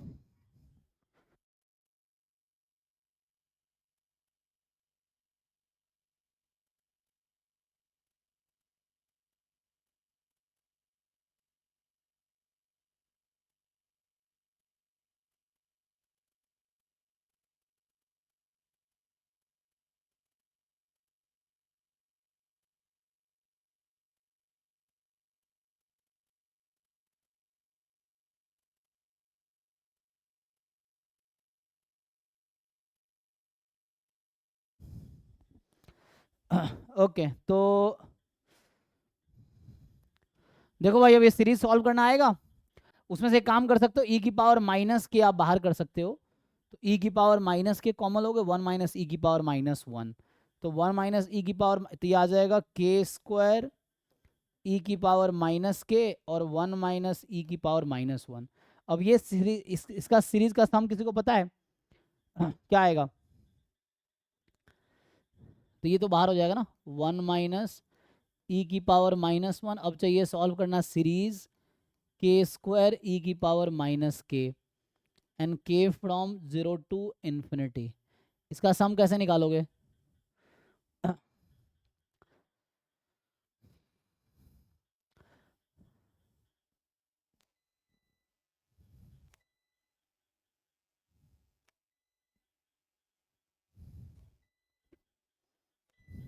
बोलो भाई। तो यहाँ पे अब तुम सीरीज का सम निकालना पड़ेगा तुम्हें, उसके लिए कई सारे तरीके हैं। इसका अलग डायरेक्ट फॉर्मूला होता, अगर k होता तो AGP लग जाता, k स्क्वायर है तो प्लस माइनस करना, प्लस के माइनस के करके तब जाके आ जाएगा।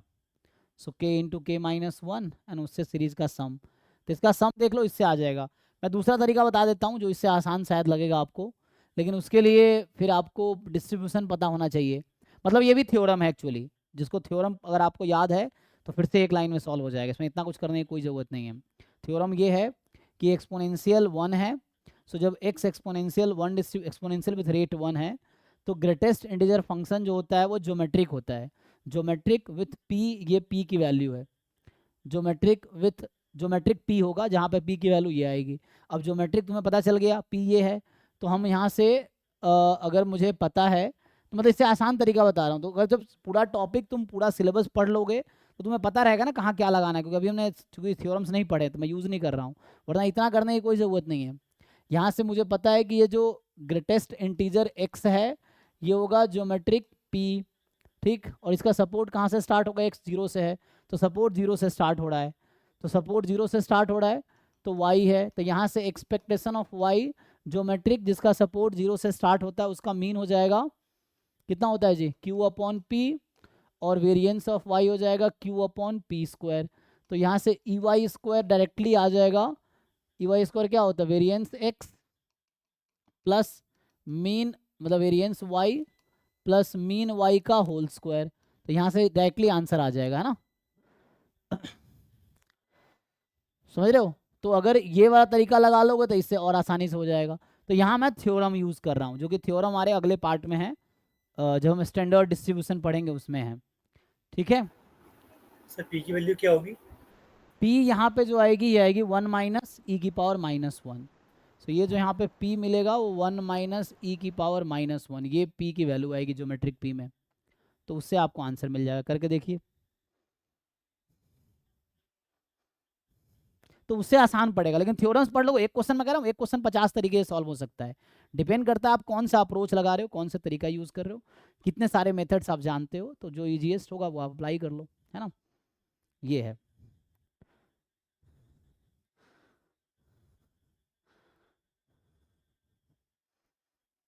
ठीक है, तो आगे इसको सॉल्व करना आगे मैं बता दूंगा। तो अच्छा ये कैसे इसको प्रूव कर दूं, जैसे देखो, चलो मैं इस क्वेश्चन को कर देता हूँ जो मैं बोला हूँ ना अभी, कि क्वेश्चन ये है कि हालांकि मैंने क्लास में ऐसे क्वेश्चन डिस्कस किए उस समय जब करा रहा था सॉल्व, ये क्वेश्चन मैं एक लिख देता हूँ, इसी को रीफ्रेम कर देता हूँ, मान लो सर अभी, हाँ जी, सर इस क्वेश्चन में सर बॉक्सेस के टी सब्स्टिट्यूट कर लीजिए, हाँ उसके से भी हो जाता है। हाँ हाँ, मैं कह रहा हूँ मैं उससे कर और देता हूँ। देखो तो यहाँ से आ जाएगा कि PDF of x is e की power -x, x more then 0, 0 otherwise.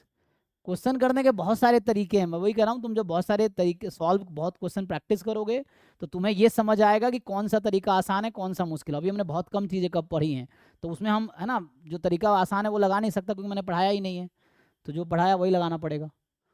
तो उसके लिए जैसे यहाँ पे y is equal to greatest integer x है, तो देखो जो x का सपोर्ट है वो है 0 से इन्फिनिटी। तो मुझे बताओ कि ग्रेटेस्ट इंटीजर x का सपोर्ट क्या होगा, रेंज क्या होगा,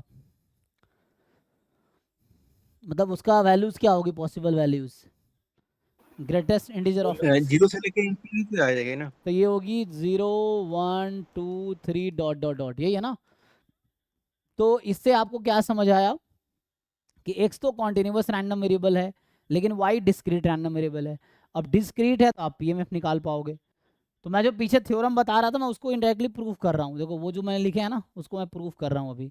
सो यहाँ से क्या आएगा, तो मुझे y का निकालना होगा, जिसका मतलब y is discrete random variable, ठीक, क्योंकि इसका सपोर्ट काउंटेबल है ना, support is a countable set, तो डिस्क्रीट है तो पीएमएफ आएगा। So capital Y is equal to small y, box x is equal to small y। अब इसको ओपन करो, क्या बनेगा, अब ये बॉक्स x स्मॉल y के इक्वल होने का क्या मतलब है, क्या रेंज आएगा,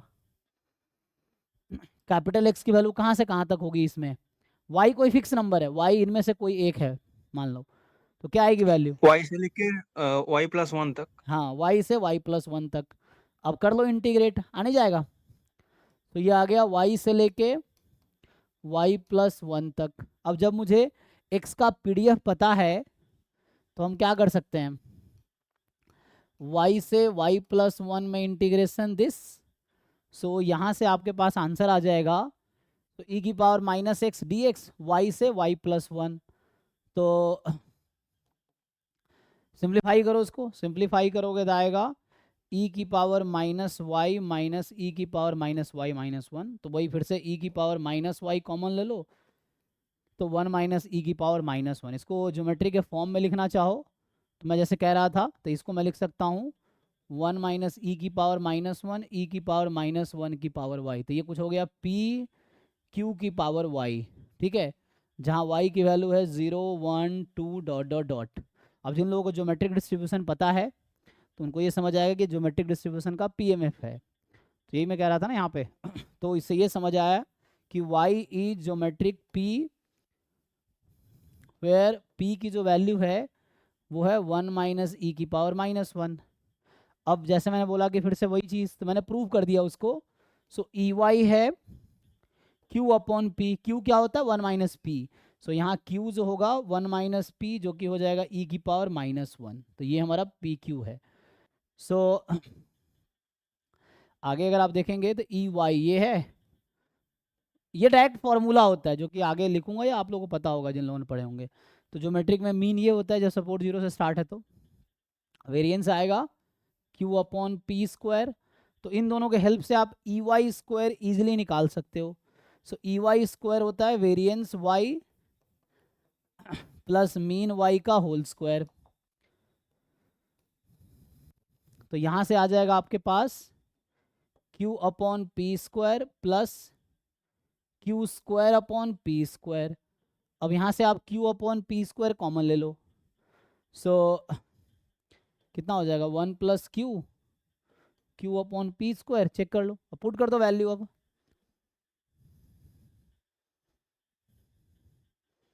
तो इसको पुट करके ये पी क्यू यहाँ से दे रखा है, पुट करके अप्रॉक्सीमेट वैल्यू निकाल लो मतलब कैलकुलेटर से। और आपको यहाँ पे जो पूछा न्यूमेरिकल आंसर टाइप, अच्छा ये ऑप्शंस हैं तो पुट करके बताओ क्या आ रहा है। तो अप्रॉक्सीमेट क्यों करना है, पुट करो इसको और देखो कौन से ऑप्शन के इक्वल आ रहा है। सो आप p और q की ये वैल्यू है, पुट कीजिए और बताओ क्या एग्जैक्टली सिंप्लीफाइड फॉर्म क्या आ रहा है।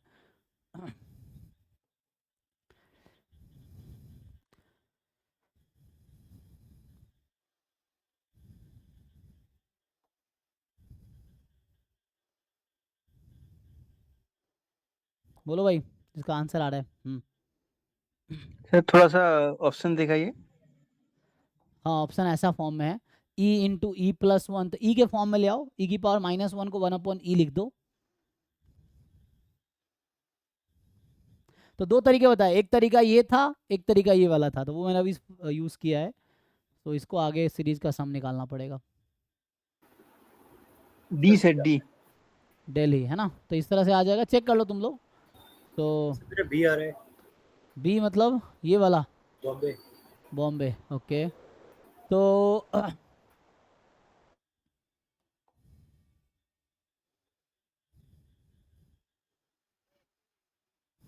ठीक है, तो यहाँ से आ जाएगा जो भी, ये देख लेना, आगे करता हूँ। तो अभी कुछ क्वेश्चन मैं ट्रांसफॉर्मेशन करवा देता हूँ जो एग्जाम में आए हैं।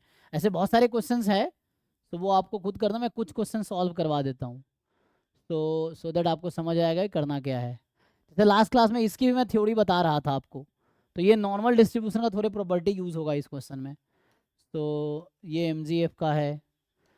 सो क्वेश्चन बहुत सारे MGF के हैं ना, मोमेंट जनरेटिंग फंक्शन के।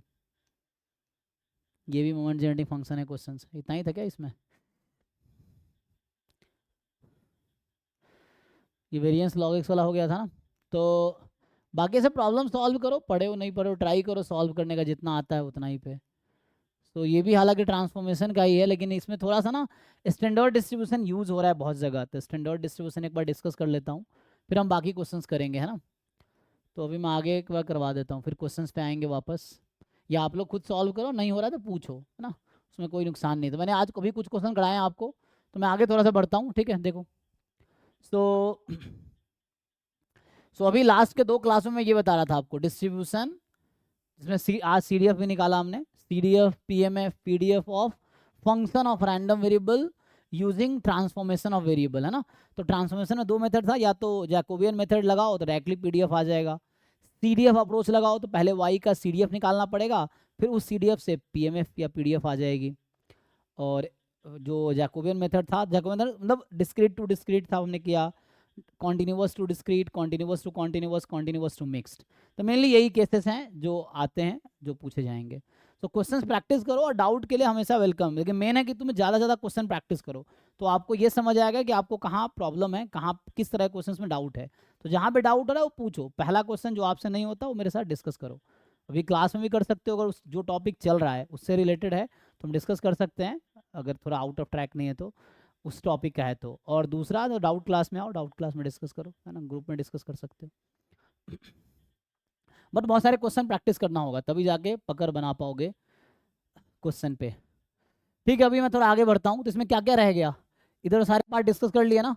मेनली मैं ब्रीफली डिस्कस कर रहा हूँ, क्वेश्चन प्रैक्टिस करोगे तो और बहुत ज़्यादा क्लैरिटी आएगी आपको कॉन्सेप्ट को लेके, है ना। तो उसके लिए असाइनमेंट है, डीपीपीज हैं, पीवाईक्यू है, नॉन पीवाईक्यू, इतने सारे क्वेश्चंस हैं, उसको प्रैक्टिस करो।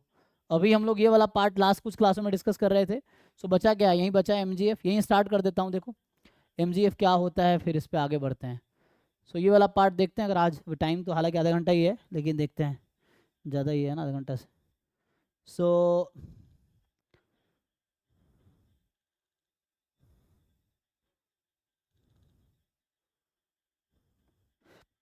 चलो मैं एमजीएफ स्टार्ट करता हूँ अभी। तो अब आते हैं यहाँ पे थोड़ा सा मोमेंट जेनरेटिंग फंक्शन, ठीक है, जिसको शॉर्ट में बोलते हैं एमजीएफ, ठीक है। तो मोमेंट जनरेटिंग फंक्शन है ना, वैसे केजीएफ से याद रख सकते हो। तो मोमेंट जनरेटिंग फंक्शन, तो यहाँ पे क्या होगा ना, नाम से क्लियर है। मोमेंट जनरेटिंग फंक्शन मतलब इसका कहीं ना कहीं एक यूज है मोमेंट जनरेट करने। मोमेंट क्या होता था, ई ऑफ एक्स की पावर आर, जिसको हम आरएथ मोमेंट बोलते हैं। आरएथ मोमेंट मतलब रॉ मोमेंट बोल रहा हूँ।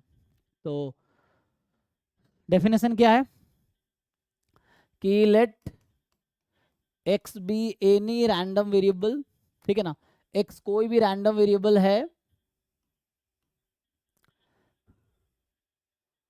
सो एमजीएफ ऑफ एक्स जो होगा, MGF of x is defined. अब फिर से ये भी एक फंक्शन ही है ना, जैसे पीएमएफ फंक्शन है, सीडीएफ फंक्शन था, पीडीएफ फंक्शन था, वैसे ये भी एक फंक्शन है। तो यहाँ पे डोमेन रेंज होगा, तो इसका जो भी डोमेन होगा उसमें जीरो हमेशा इंक्लूडेड होगा। तो इसका domain somehow interval minus epsilon two plus epsilon type का होगा, या minus H two plus H type का होगा। तो एक्स भी रैंडम वेरिएबल, या कोई भी मतलब इसका डोमेन जो होगा एनी ओपन इंटरवल, कोई ओपन इंटरवल होगा कंटेनिंग जीरो, ये चीज़ है। तो एक्स बी रैंडम वेरिएबल, तो M G of x is defined. तो इसका जो नोटेशन है ना एम एक्स, तो इसका डोमेन मान लो अभी के लिए मैं लिखता हूँ आई, लिख देता हूँ आई टू आर, लेट से ये लिख देता हूँ, ठीक। तो ये डोमेन ये है, यहाँ पे आई क्या होगा, तो M G F x is defined as, तो ये एक फंक्शन है एम एक्स। मैं एक्स यहाँ इस बुक में सिर्फ एम लिखा होगा, तो मैं यहाँ तुम देखते हो हर जगह ना सफिक्स में मैं एम लगा एक्स लगाता हूँ, वो बता रहा है कि एक्स रैंडम वेरिएबल की बात कर रहे हैं।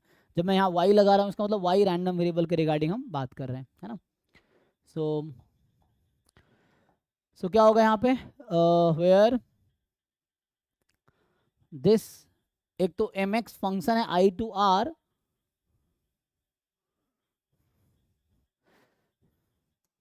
ऐसे लिख दो, is a function.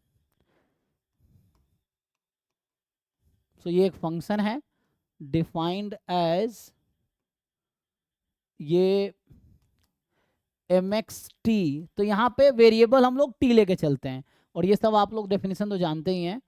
Expectation of e की power t x, so it is like g x, है ना, एक्सपेक्टेशन ऑफ जी एक्स। तो डिपेंड करता है ये डिस्क्रीट है या कॉन्टिन्यूस है, उसके अकॉर्डिंग आप ओपन करो। एक्सपेक्टेशन ऑफ जी एक्स का जो फॉर्मूला था, तो यहाँ पे क्या होगा, टी जो होगा बिलोंग्स टू आई। अरे यार लाइट चली गई।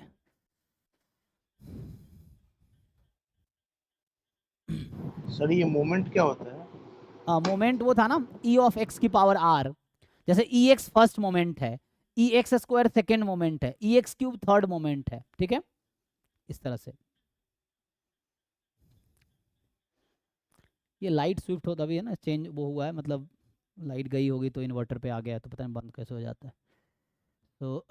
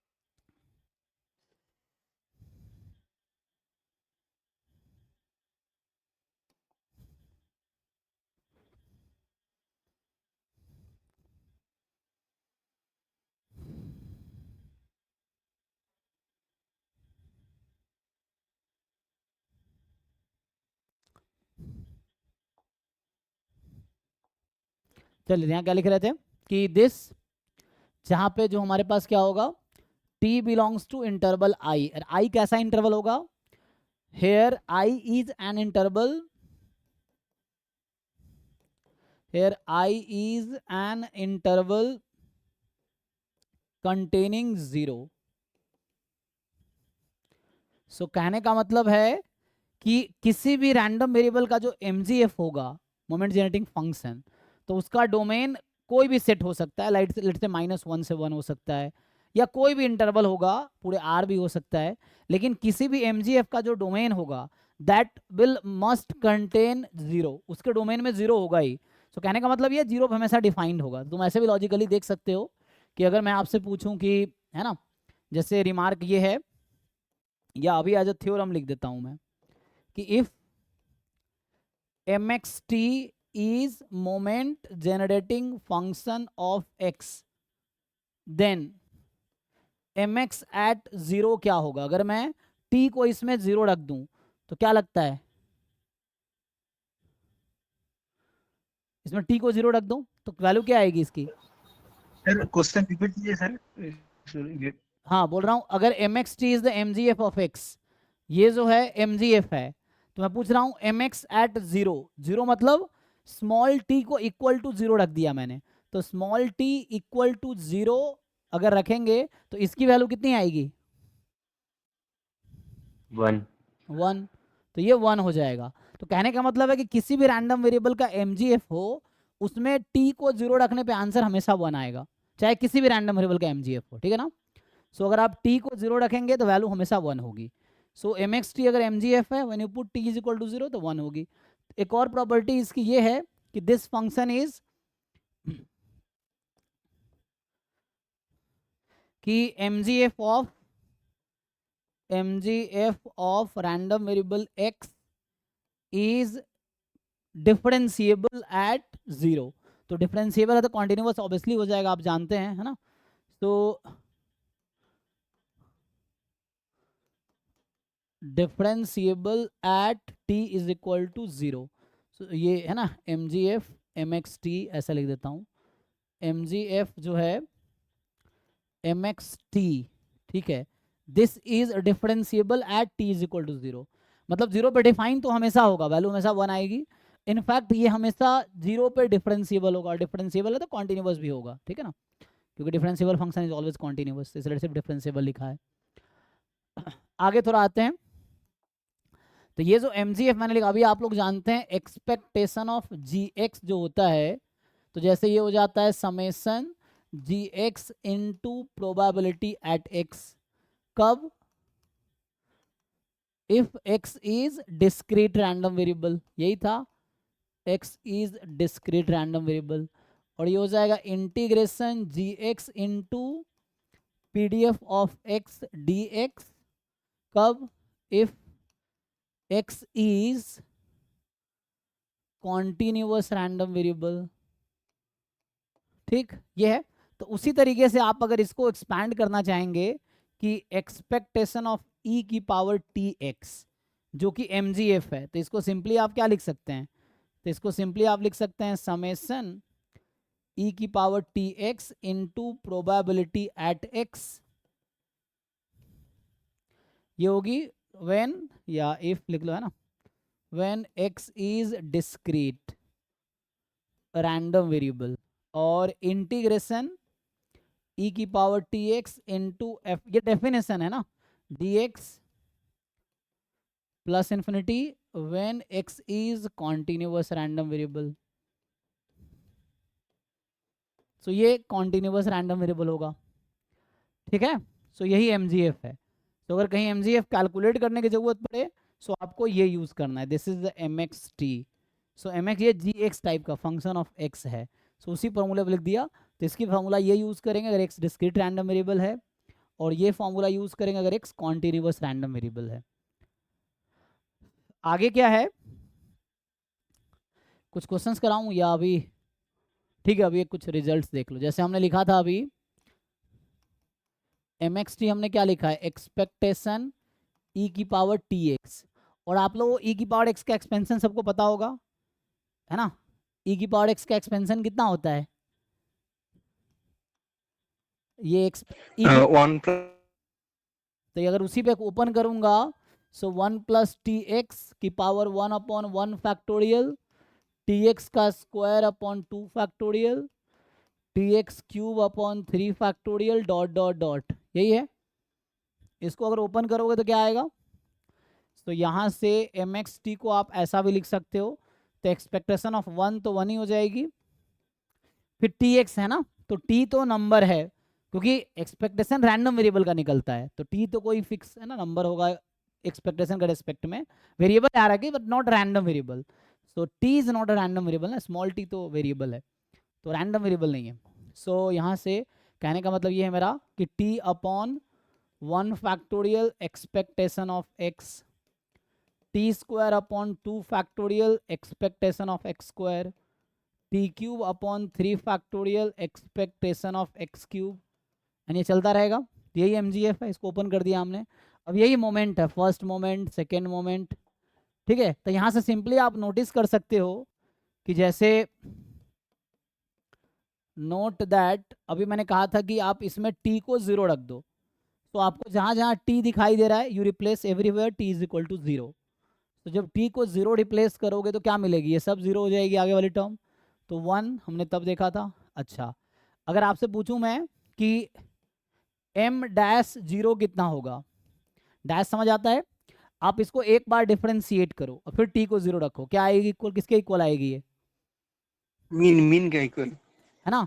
सो आप वेरीफाई करके देखो, आप लोग आप इसका डिफरेंशिएशन करो t के रेस्पेक्ट में, so you differentiate it with respect to t and then put t is equal to 0, तो आपको ये ex के इक्वल आएगी। ठीक, नाउ आप इसको डबल डिफरेंशिएट करो, फिर t को 0 पुट करो, you differentiate it twice with respect to t and then put t is equal to 0, तो क्या आंसर आएगा?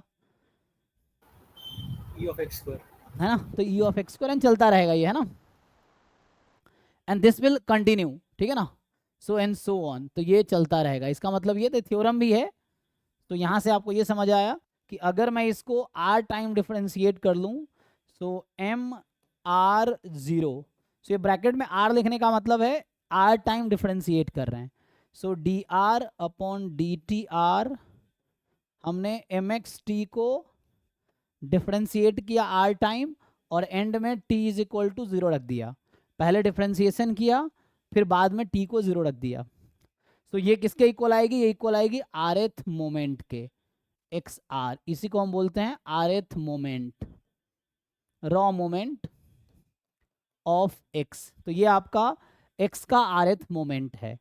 तो ये थ्योरम है, ये मैं बता रहा था कैसे लिख सकते हैं ना, और बाकी तो इसको मैं एज अ थ्योरम दोनों को लिख देता हूँ। तो अगर एज अ थ्योरम लिखे इसको हम, किसी को क्वेरी है तो पूछो, एक बार रीड कर लो और समझो, और डाउट है तो पूछो।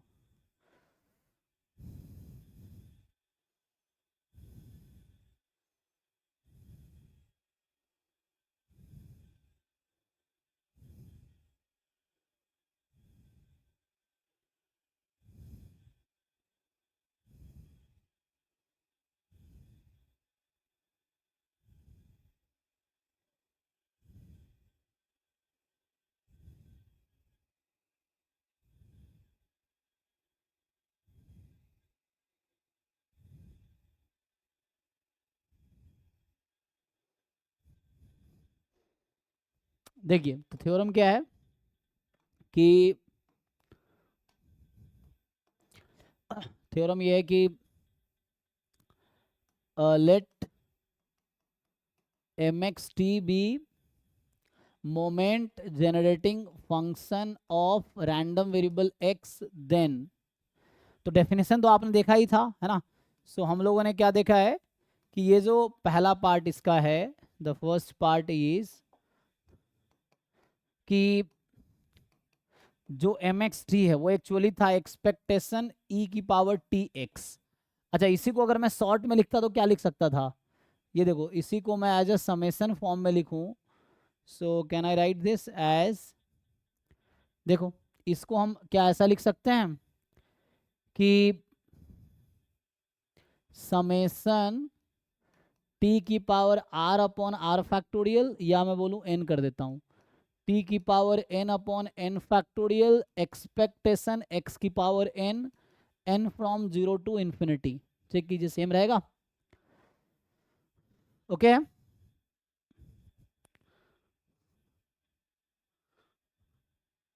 सो एज अ सीरीज लिख दिया मैंने इस चीज को, एक्सपेक्ट यही वहां लिखूंगा मैं। कैसे आया ये भी बता दिया मैंने। तो यहां से होगा, ये आया था एज अ सीरीज टी की power n upon n factorial expectation of n, और एन फ्रॉम 0 टू इन्फिनिटी। तो अगर आपको ऑल मोमेंट्स पता है, E x square E x cube सारे मोमेंट्स पता है, तो उसके हेल्प से आप एमजीएफ भी निकाल सकते हो। एमजीएफ पता है तो मोमेंट निकाल सकते हो। कैसे? तो अगर एमजीएफ पता है तो मोमेंट हम कैसे निकालेंगे? दूसरा था यही कि हम लोग डिफरेंशिएट करेंगे इसको टी के रेस्पेक्ट में। सो अगर मुझे मोमेंट्स पता है, ई की एक्स की पावर एन पता है मुझे हर एन के लिए, तो ये आ जाएगा। या अगर एमजीएफ पता है और मुझे ई ऑफ एक्स की पावर एन चाहिए, तो कहाँ से आएगा? तो आपको अगर एमजीएफ पता है और आपको चाहिए एक्स की पावर एन, ये चाहिए, तो क्या करोगे? You will differentiate n time, ये जो एम एक्स टी है उसको एन टाइम आप डिफरेंशिएट करोगे, ठीक है, एंड देन टी को आप 0 रख दोगे, ठीक है। सो ये किसके इक्वल आ जाएगी? ई ऑफ एक्स की पावर एन। तो एम जी एफ पता है तो ये निकल आएगा, अगर ये पता है तो एम जी एफ निकल आएगा। तो दोनों है ना, all moments if you have then you can find M G F, if you have M G F then you can find all moments, ठीक है। ये सर जी आपने एक्स टी की जगह एक्स सब्स्टिट्यूट लिख दिया, देखिए सर। टी की जगह, अच्छा यहाँ पे, वो यही नहीं उसके बाद अंदर अंदर में। यहाँ पे हाँ हाँ सीख तो है, ये एम एक्स टी लिखते हैं ना, यही तो लिख रहे हैं। यहाँ भी क्या लिखा है? यहाँ भी ये लिखा था ना, यहाँ भी ठीक है, एम एक्स टी,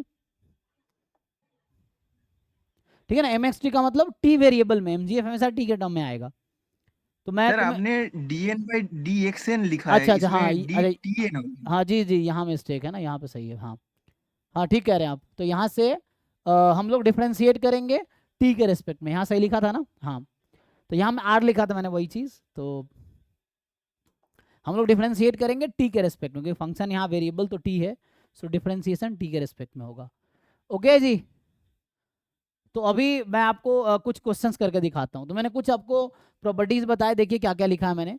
सो ये था डेफिनेशन, जहाँ आई कोई इंटरवल होगा कंटेनिंग, सो आई है ना, मे बी इस टाइप का इंटरवल हो -h2 + h for h more than 0, या ऐसा भी कोई भी इंटरवल हो सकता है दैट कंटेनिंग 0 जरूर कंटेन करेगा।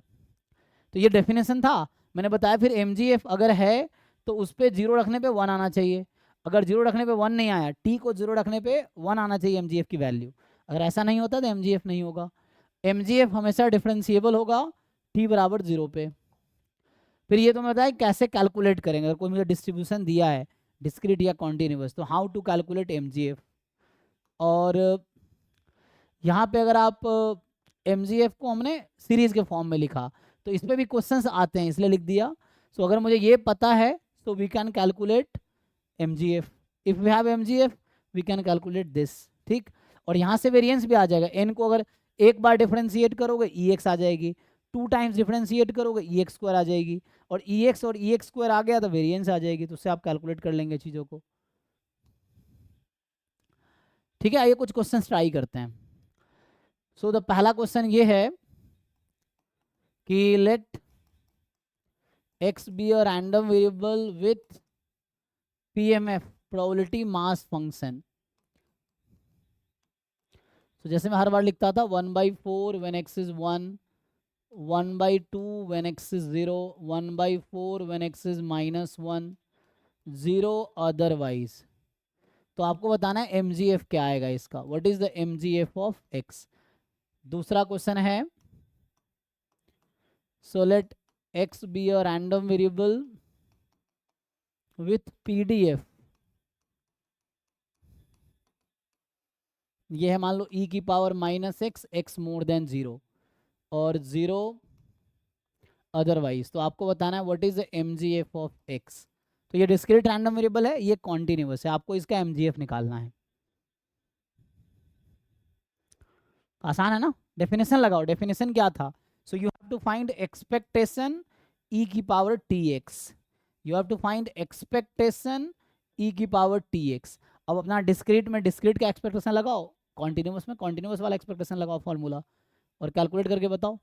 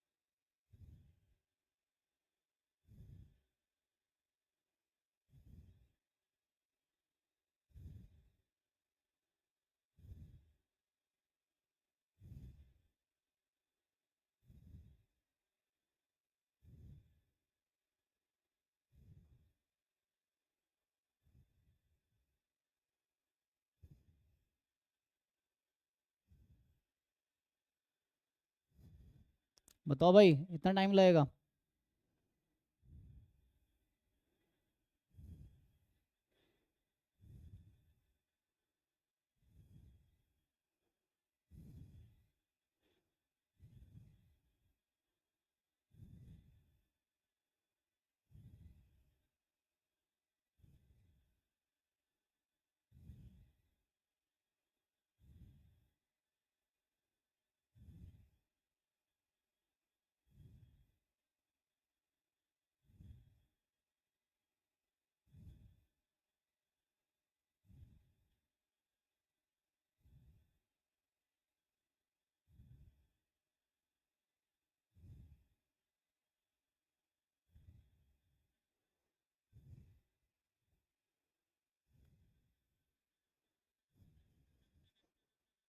बताओ भाई, इतना क्या टाइम लग रहा है? जिनका आंसर है बताओ। सर लेफ्ट फर्स्ट वाले का है e to the power t by 4 plus 1 by 2 plus e to power minus t by 4। दूसरा क्या है? 1/1 minus t। 1/1 minus T. अब बाकी जिनको नहीं आ रहा बताओ भाई, क्या एक्सपेक्टेशन निकालना नहीं आता आप लोगों को डिस्क्रीट में या कॉन्टिन्यूस में? एक्सपेक्टेशन ही तो है, इसमें कुछ बड़ी चीज़ थोड़ी है। You just have to open expectations. अब ये सब भी नहीं आ रहा फिर तो बुरी बात है। अगर एक्सपेक्टेशन निकालना आ रहा है तो you should know how to calculate this. So इसका फॉर्मूला क्या होता है? सिंपल है कि रैंडम, इसमें क्या होता है, समेशन ई की power t x probability at x. अब जो सपोर्ट के नंबर्स हैं उस पर ही कैलकुलेट करोगे ना, बाकी जगह तो जीरो है तो आंसर जीरो हो जाएगा। जस्ट सपोर्ट पे चेक कर लो, तो एक्स की वैल्यू -101 रख के देख लो, तो यही आ जाएगा, डायरेक्टली पुट कर लो। यहाँ भी ऐसे ही है, यू जस्ट इंटीग्रेट ई की power t x into P D F, तो पी डी एफ ई की पावर -x dx, और सपोर्ट पे ही इंटीग्रेट करेंगे ना, क्योंकि अदरवाइज तो जीरो है, तो इंटीग्रेट तो सपोर्ट पे ही करना है, जीरो से इन्फिनिटी। अब इंटीग्रेशन तो आता होगा, कर लो, यही आंसर आ जाएगा, इसमें कुछ खास थोड़ी है। एक और थ्योरम लिखा देता हूँ। तो एक थ्योरम ये है कि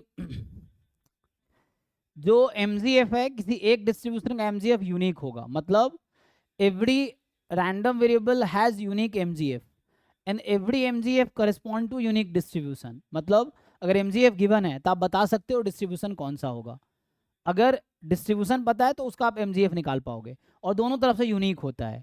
तो एक डिस्ट्रीब्यूशन के पास एक ही MGF होगा, किसी एक MGF के करस्पॉन्डिंग एक ही डिस्ट्रीब्यूशन आएगी, ठीक है ना। तो इसको यूनिकनेस प्रॉपर्टी बोलते हैं MGF का। सो पहली चीज तो ये है कि if MGF exist then it is unique. मतलब किसी एक रैंडम वेरिएबल का MGF एक ही होगा, कहने का ये मतलब है। तो अगर MGF एग्जिस्ट करता है देन इट इज यूनिक, या इसको दूसरा लिखूं, that is MGF corresponding to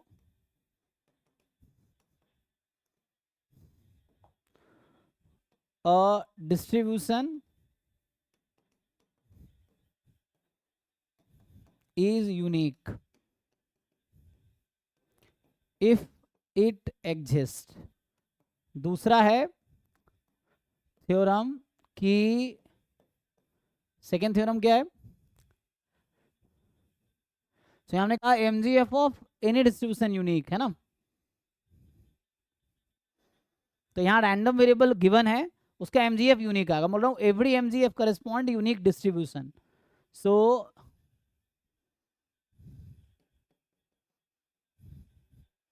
every MGF corresponds to a unique distribution, या है ना, every MGF is associated with a unique distribution।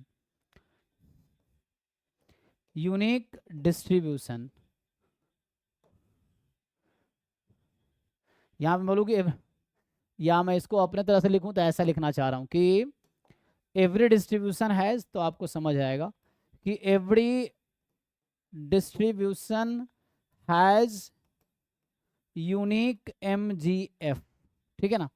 फिर से वही, इफ इट एग्जिस्ट, अगर एग्जिस्ट करता है तो हो सकता है कि MGF डज नॉट एग्जिस्ट हो जाए, जैसे कॉची डिस्ट्रीब्यूशन में होगा। तो हर डिस्ट्रीब्यूशन के पास यूनिक MGF है, और ये इसका उल्टा कह रहा है कि every MGF corresponds to a unique distribution. So है ना, इफ एंड ओनली इफ लिख सकते हैं। सो है ना, एक दूसरा कन्वर्स स्टेटमेंट है कि हर डिस्ट्रीब्यूशन के पास यूनिक MGF एग्जिस्ट करेगी तो, और हर MGF जो कि एग्जिस्ट करे उसके पास यूनिक डिस्ट्रीब्यूशन होगी। तो इसको यूनिकनेस प्रॉपर्टी बोलते हैं। जैसे मैं आपको एक थ्योरम लिखाऊं कि जैसे आपने अभी कहा था ना, जैसे मैं यहाँ पे आता हूँ एग्जाम्पल पे, जैसे हमने ये निकाले हैं, अभी एक क्वेश्चन सॉल्व किया है, ये वाला क्वेश्चन, तो हमने कहा इस PDF का ये MGF है, तो अब कोई और PDF नहीं होगा जिसका यही MGF आ जाएगा, है ना, ये यूनिक है। तो इस PDF के करस्पॉन्डिंग यही MGF होगा। तो this PDF has only one MGF, this one, और कोई दूसरा MGF नहीं आएगा। और ऐसा बोलूं कि इस MGF के करस्पॉन्डिंग एक ही PDF होगी, वो ये है, और दूसरी कोई PDF नहीं होगी। तो ये यूनिकनेस प्रॉपर्टी दोनों साइड से है, ठीक है। मीन में ऐसा नहीं होता ना, जैसे मान लो दो डिफरेंट डिस्ट्रीब्यूशन है, हो सकता है मीन सेम आ जाए, तो ऐसा नहीं कह सकते कि मीन 1 है तो यही डिस्ट्रीब्यूशन होगा। लेकिन यहाँ ऐसा बोल सकते हैं कि MGF ये है तो डिस्ट्रीब्यूशन यूनिक होगी। मीन वेरिएंस में ऐसा नहीं बोल सकते हम लोग, है ना। जैसे वेरिएंस 1 है तो हो सकता है पॉइजन 1 हो सकता है एक्सपोनेंशियल 1 हो, या हो सकता है नॉर्मल 0 1 हो। तो ऐसा नहीं बोल सकते कि एक नंबर है, यहाँ पे ऐसा है कि MGF देख के तुम बता पाओगे कि डिस्ट्रीब्यूशन कौन सा है। तो स्टैंडर्ड डिस्ट्रीब्यूशन का MGF आपको याद रखना पड़ेगा, एग्जाम में इस पर डायरेक्ट क्वेश्चन आते हैं कि MGF दे रखा है, so you have to identify distribution, उसके बाद आप मीन वेरिएंस जो भी निकालना है वो निकाल पाओगे, probability. So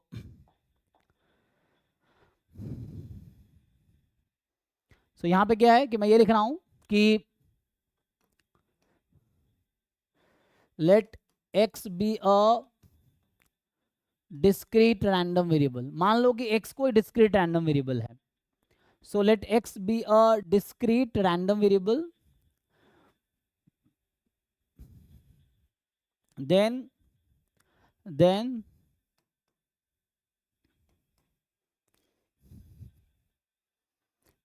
PMF of probability mass function, ठीक है ना। PMF यहाँ फुल मैं छोटा लिखता हूँ हर बार ना, यहाँ स्मॉल लेटर में लिखता था, यहाँ स्मॉल लेटर में लिखता हूँ। PMF ऑफ x इज, सो मैं टेबल बना कर लिख देता हूँ, इतना लिखने के बजाय ये PMF है। सो यहाँ पे है ये x और यहाँ है प्रोबेबिलिटी कैपिटल X। तो जैसे मान लो x की value x1, x2, x3 and dot dot dot, चलो अभी मान लो xn तक बोल देता हूँ, ऐसा है। सो x1 x2 x3 and so on. तो ये हो गया p1 p2 p3 pn। तो ये समझ आ रहा है क्या हो रहा है कि जो रैंडम वेरिएबल कैपिटल x है तो उसकी वैल्यू x1 है, तो x1 नंबर के करस्पॉन्डिंग प्रोबेबिलिटी p1 है, x2 नंबर की प्रोबेबिलिटी p2 है, x3 की प्रोबेबिलिटी p3 है। जैसे पिछले क्वेश्चन में लिखा था मैंने कि -1 की प्रोबेबिलिटी 1/4 है, 0 पे प्रोबेबिलिटी 1/2 है, 1 पे प्रोबेबिलिटी 1/4 है, उस तरीके से। तो यहाँ पे x1 x2 xn है तो प्रोबेबिलिटी p1 p2 pn है। अब ये क्या बोल रहा है, PMF of x is this if and only if mgf of x is, so mgf आप क्या लिखते हैं, सो बताओ इस वाले PMF का mgf क्या निकल के आएगा, कोई भी कैलकुलेट करो। ये प्रोबेबिलिटी मास फंक्शन है डिस्क्रीट रैंडम वेरिएबल का, तो इसका mgf निकालेंगे तो कैसा बनेगा,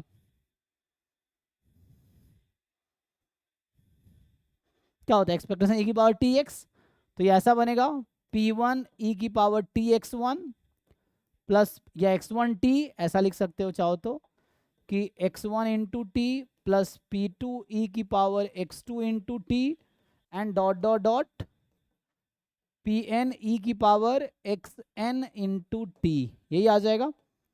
सो अगर ये mgf है तो ये pmf होगा, ये pmf है तो यही mgf होगा। किसी को डाउट है तो पूछो, इसमें ये थ्योरम है। तो ये सब थ्योरम कैसे यूज होगा क्वेश्चन सॉल्विंग में, तो आपको पता होना चाहिए कि जब हमें कुछ इस तरह का mgf दिया होगा तो हम ये pmf लिखेंगे, फिर प्रोबेबिलिटी निकलेगी, फिर जो भी निकालना होगा, है ना, इस तरह से। सो ये इफ एंड ओनली प्रॉपर्टी है डिस्क्रीट वाले केस में।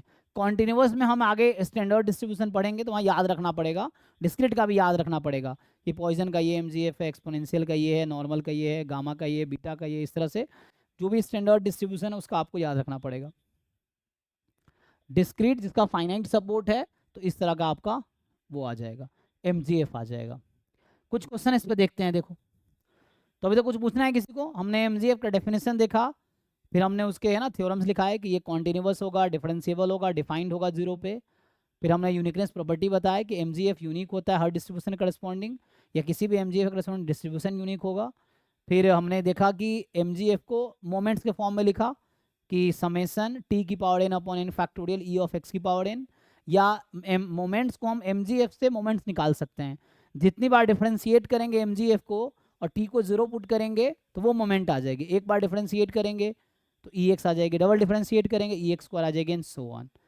ठीक है, तो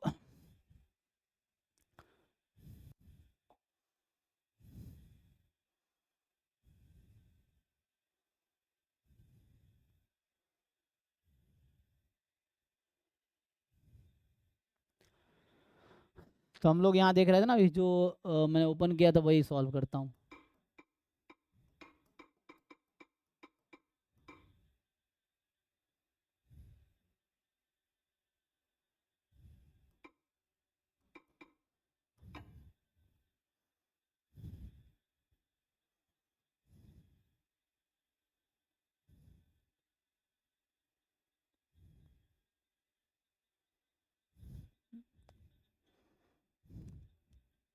इसमें कुछ क्वेश्चन था ना, देख लेते हैं, रुको।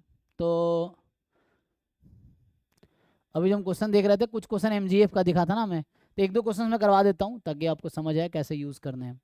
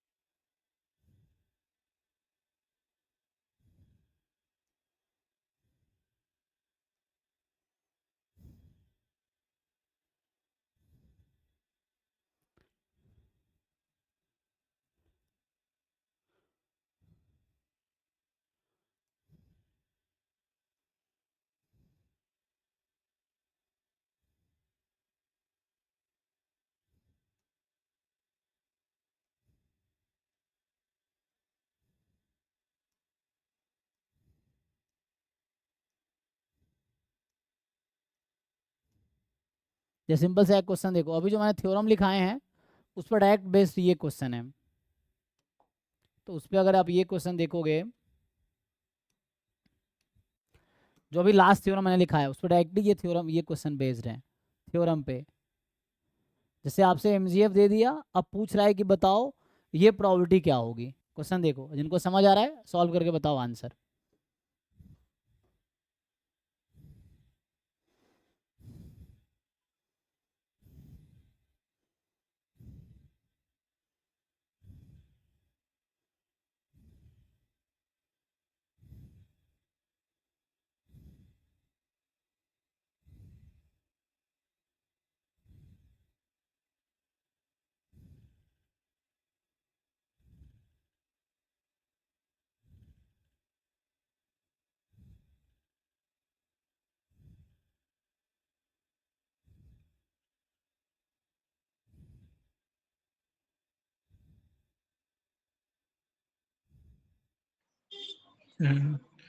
हाँ सर 3/10 आ रहा है।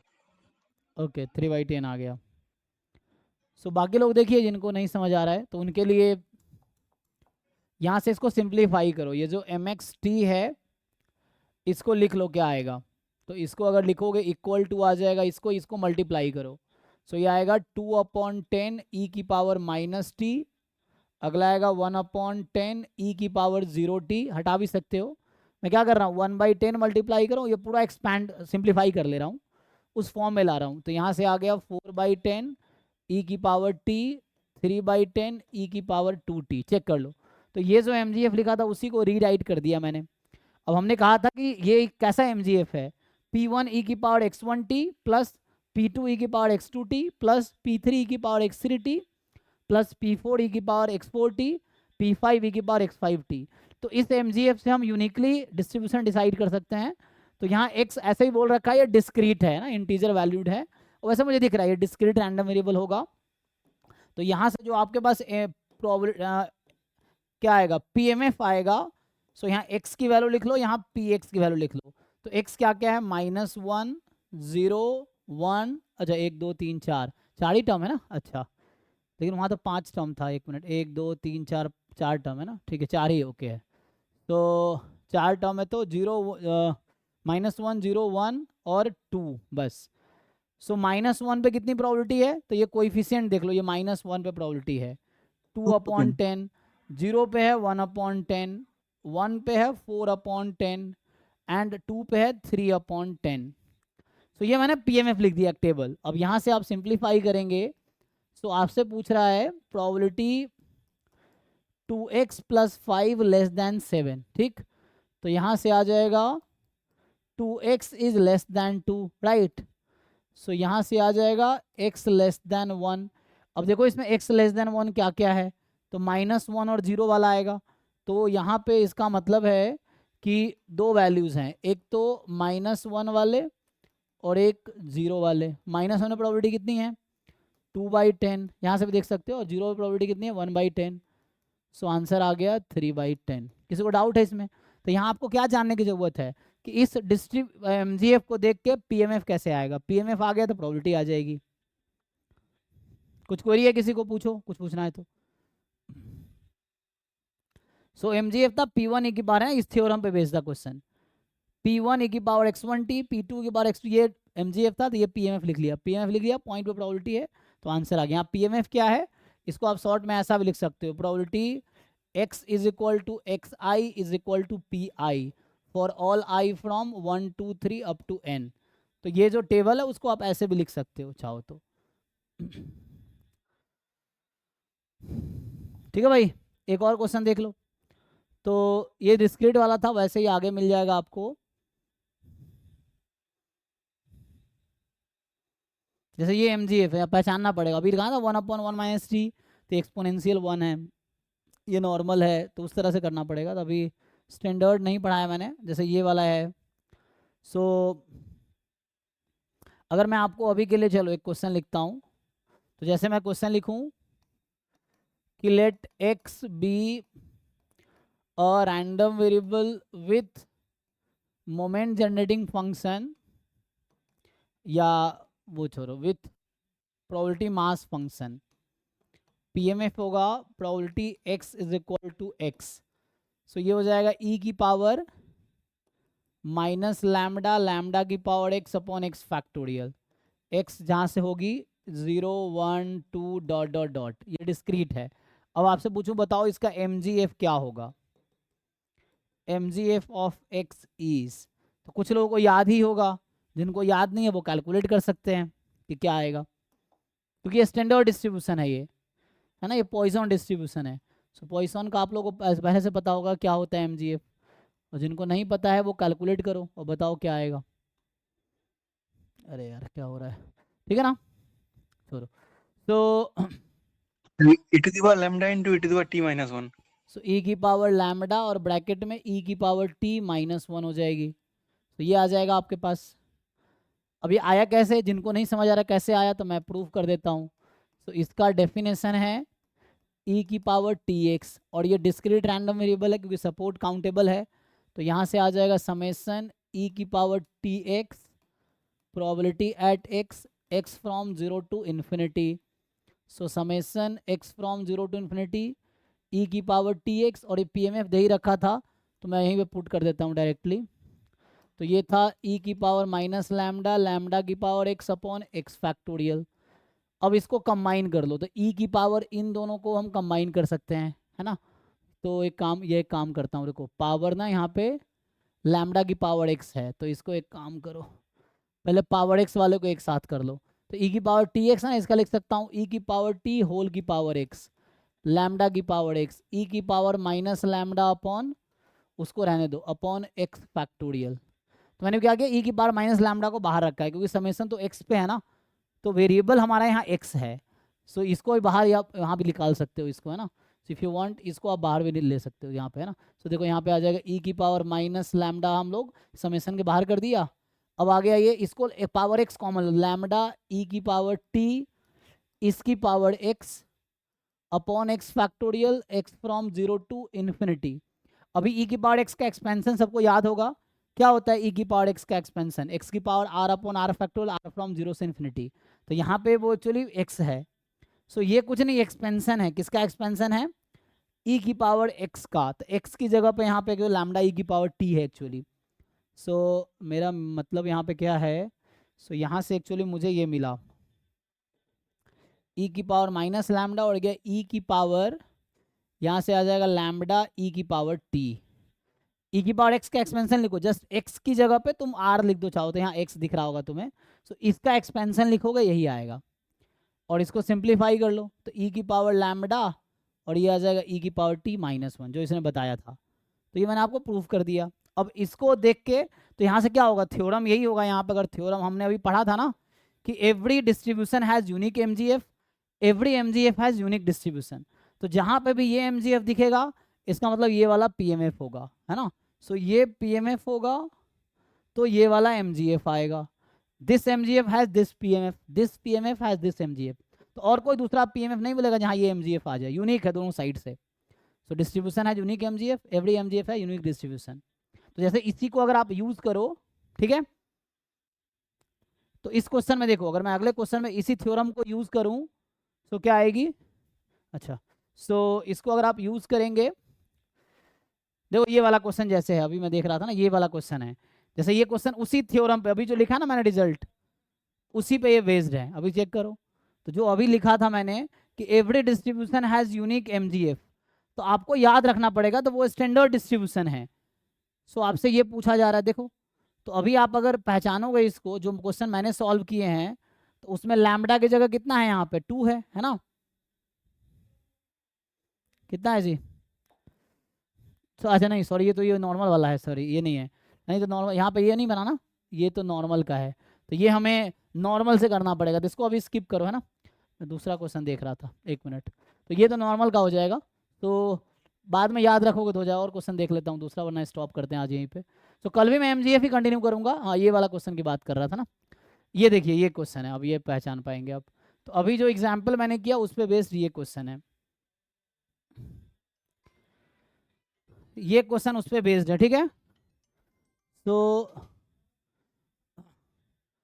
अब कर पाएंगे ना, अब देखो ये कुछ ऐसा नहीं हो गया ई की पावर लैम्बडा ई की पावर टी माइनस 1, तो लैम्बडा की जगह पे कितना है 1/2, यही है। सो लैम्बडा की वैल्यू 1/2 हो गई।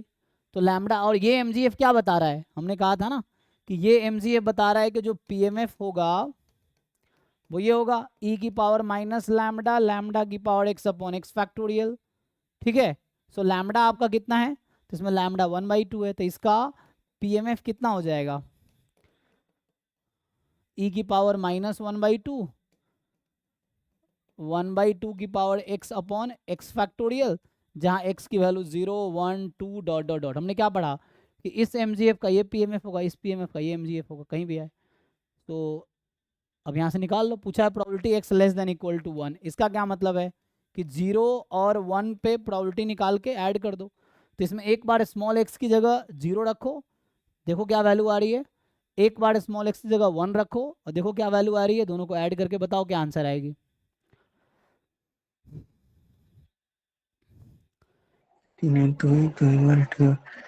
हाँ सर, बी बी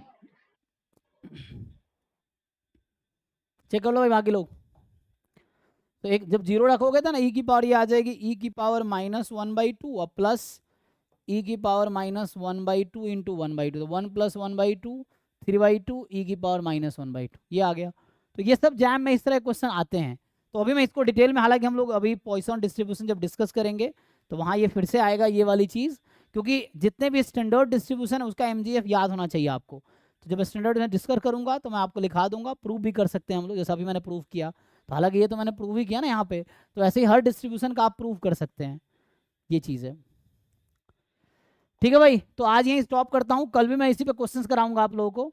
तो आज हमने अभी शुरू में कुछ क्वेश्चंस किए ट्रांसफॉर्मेशन के, और बाद में हमने एमजीएफ डिफाइन किया, उस पर कुछ क्वेश्चंस किया। सो अभी यहीं स्टॉप करते हैं, थैंक यू, कल कंटिन्यू करते हैं। बाकी आप लोग प्रैक्टिस कीजिए क्वेश्चंस पे बेस्ड।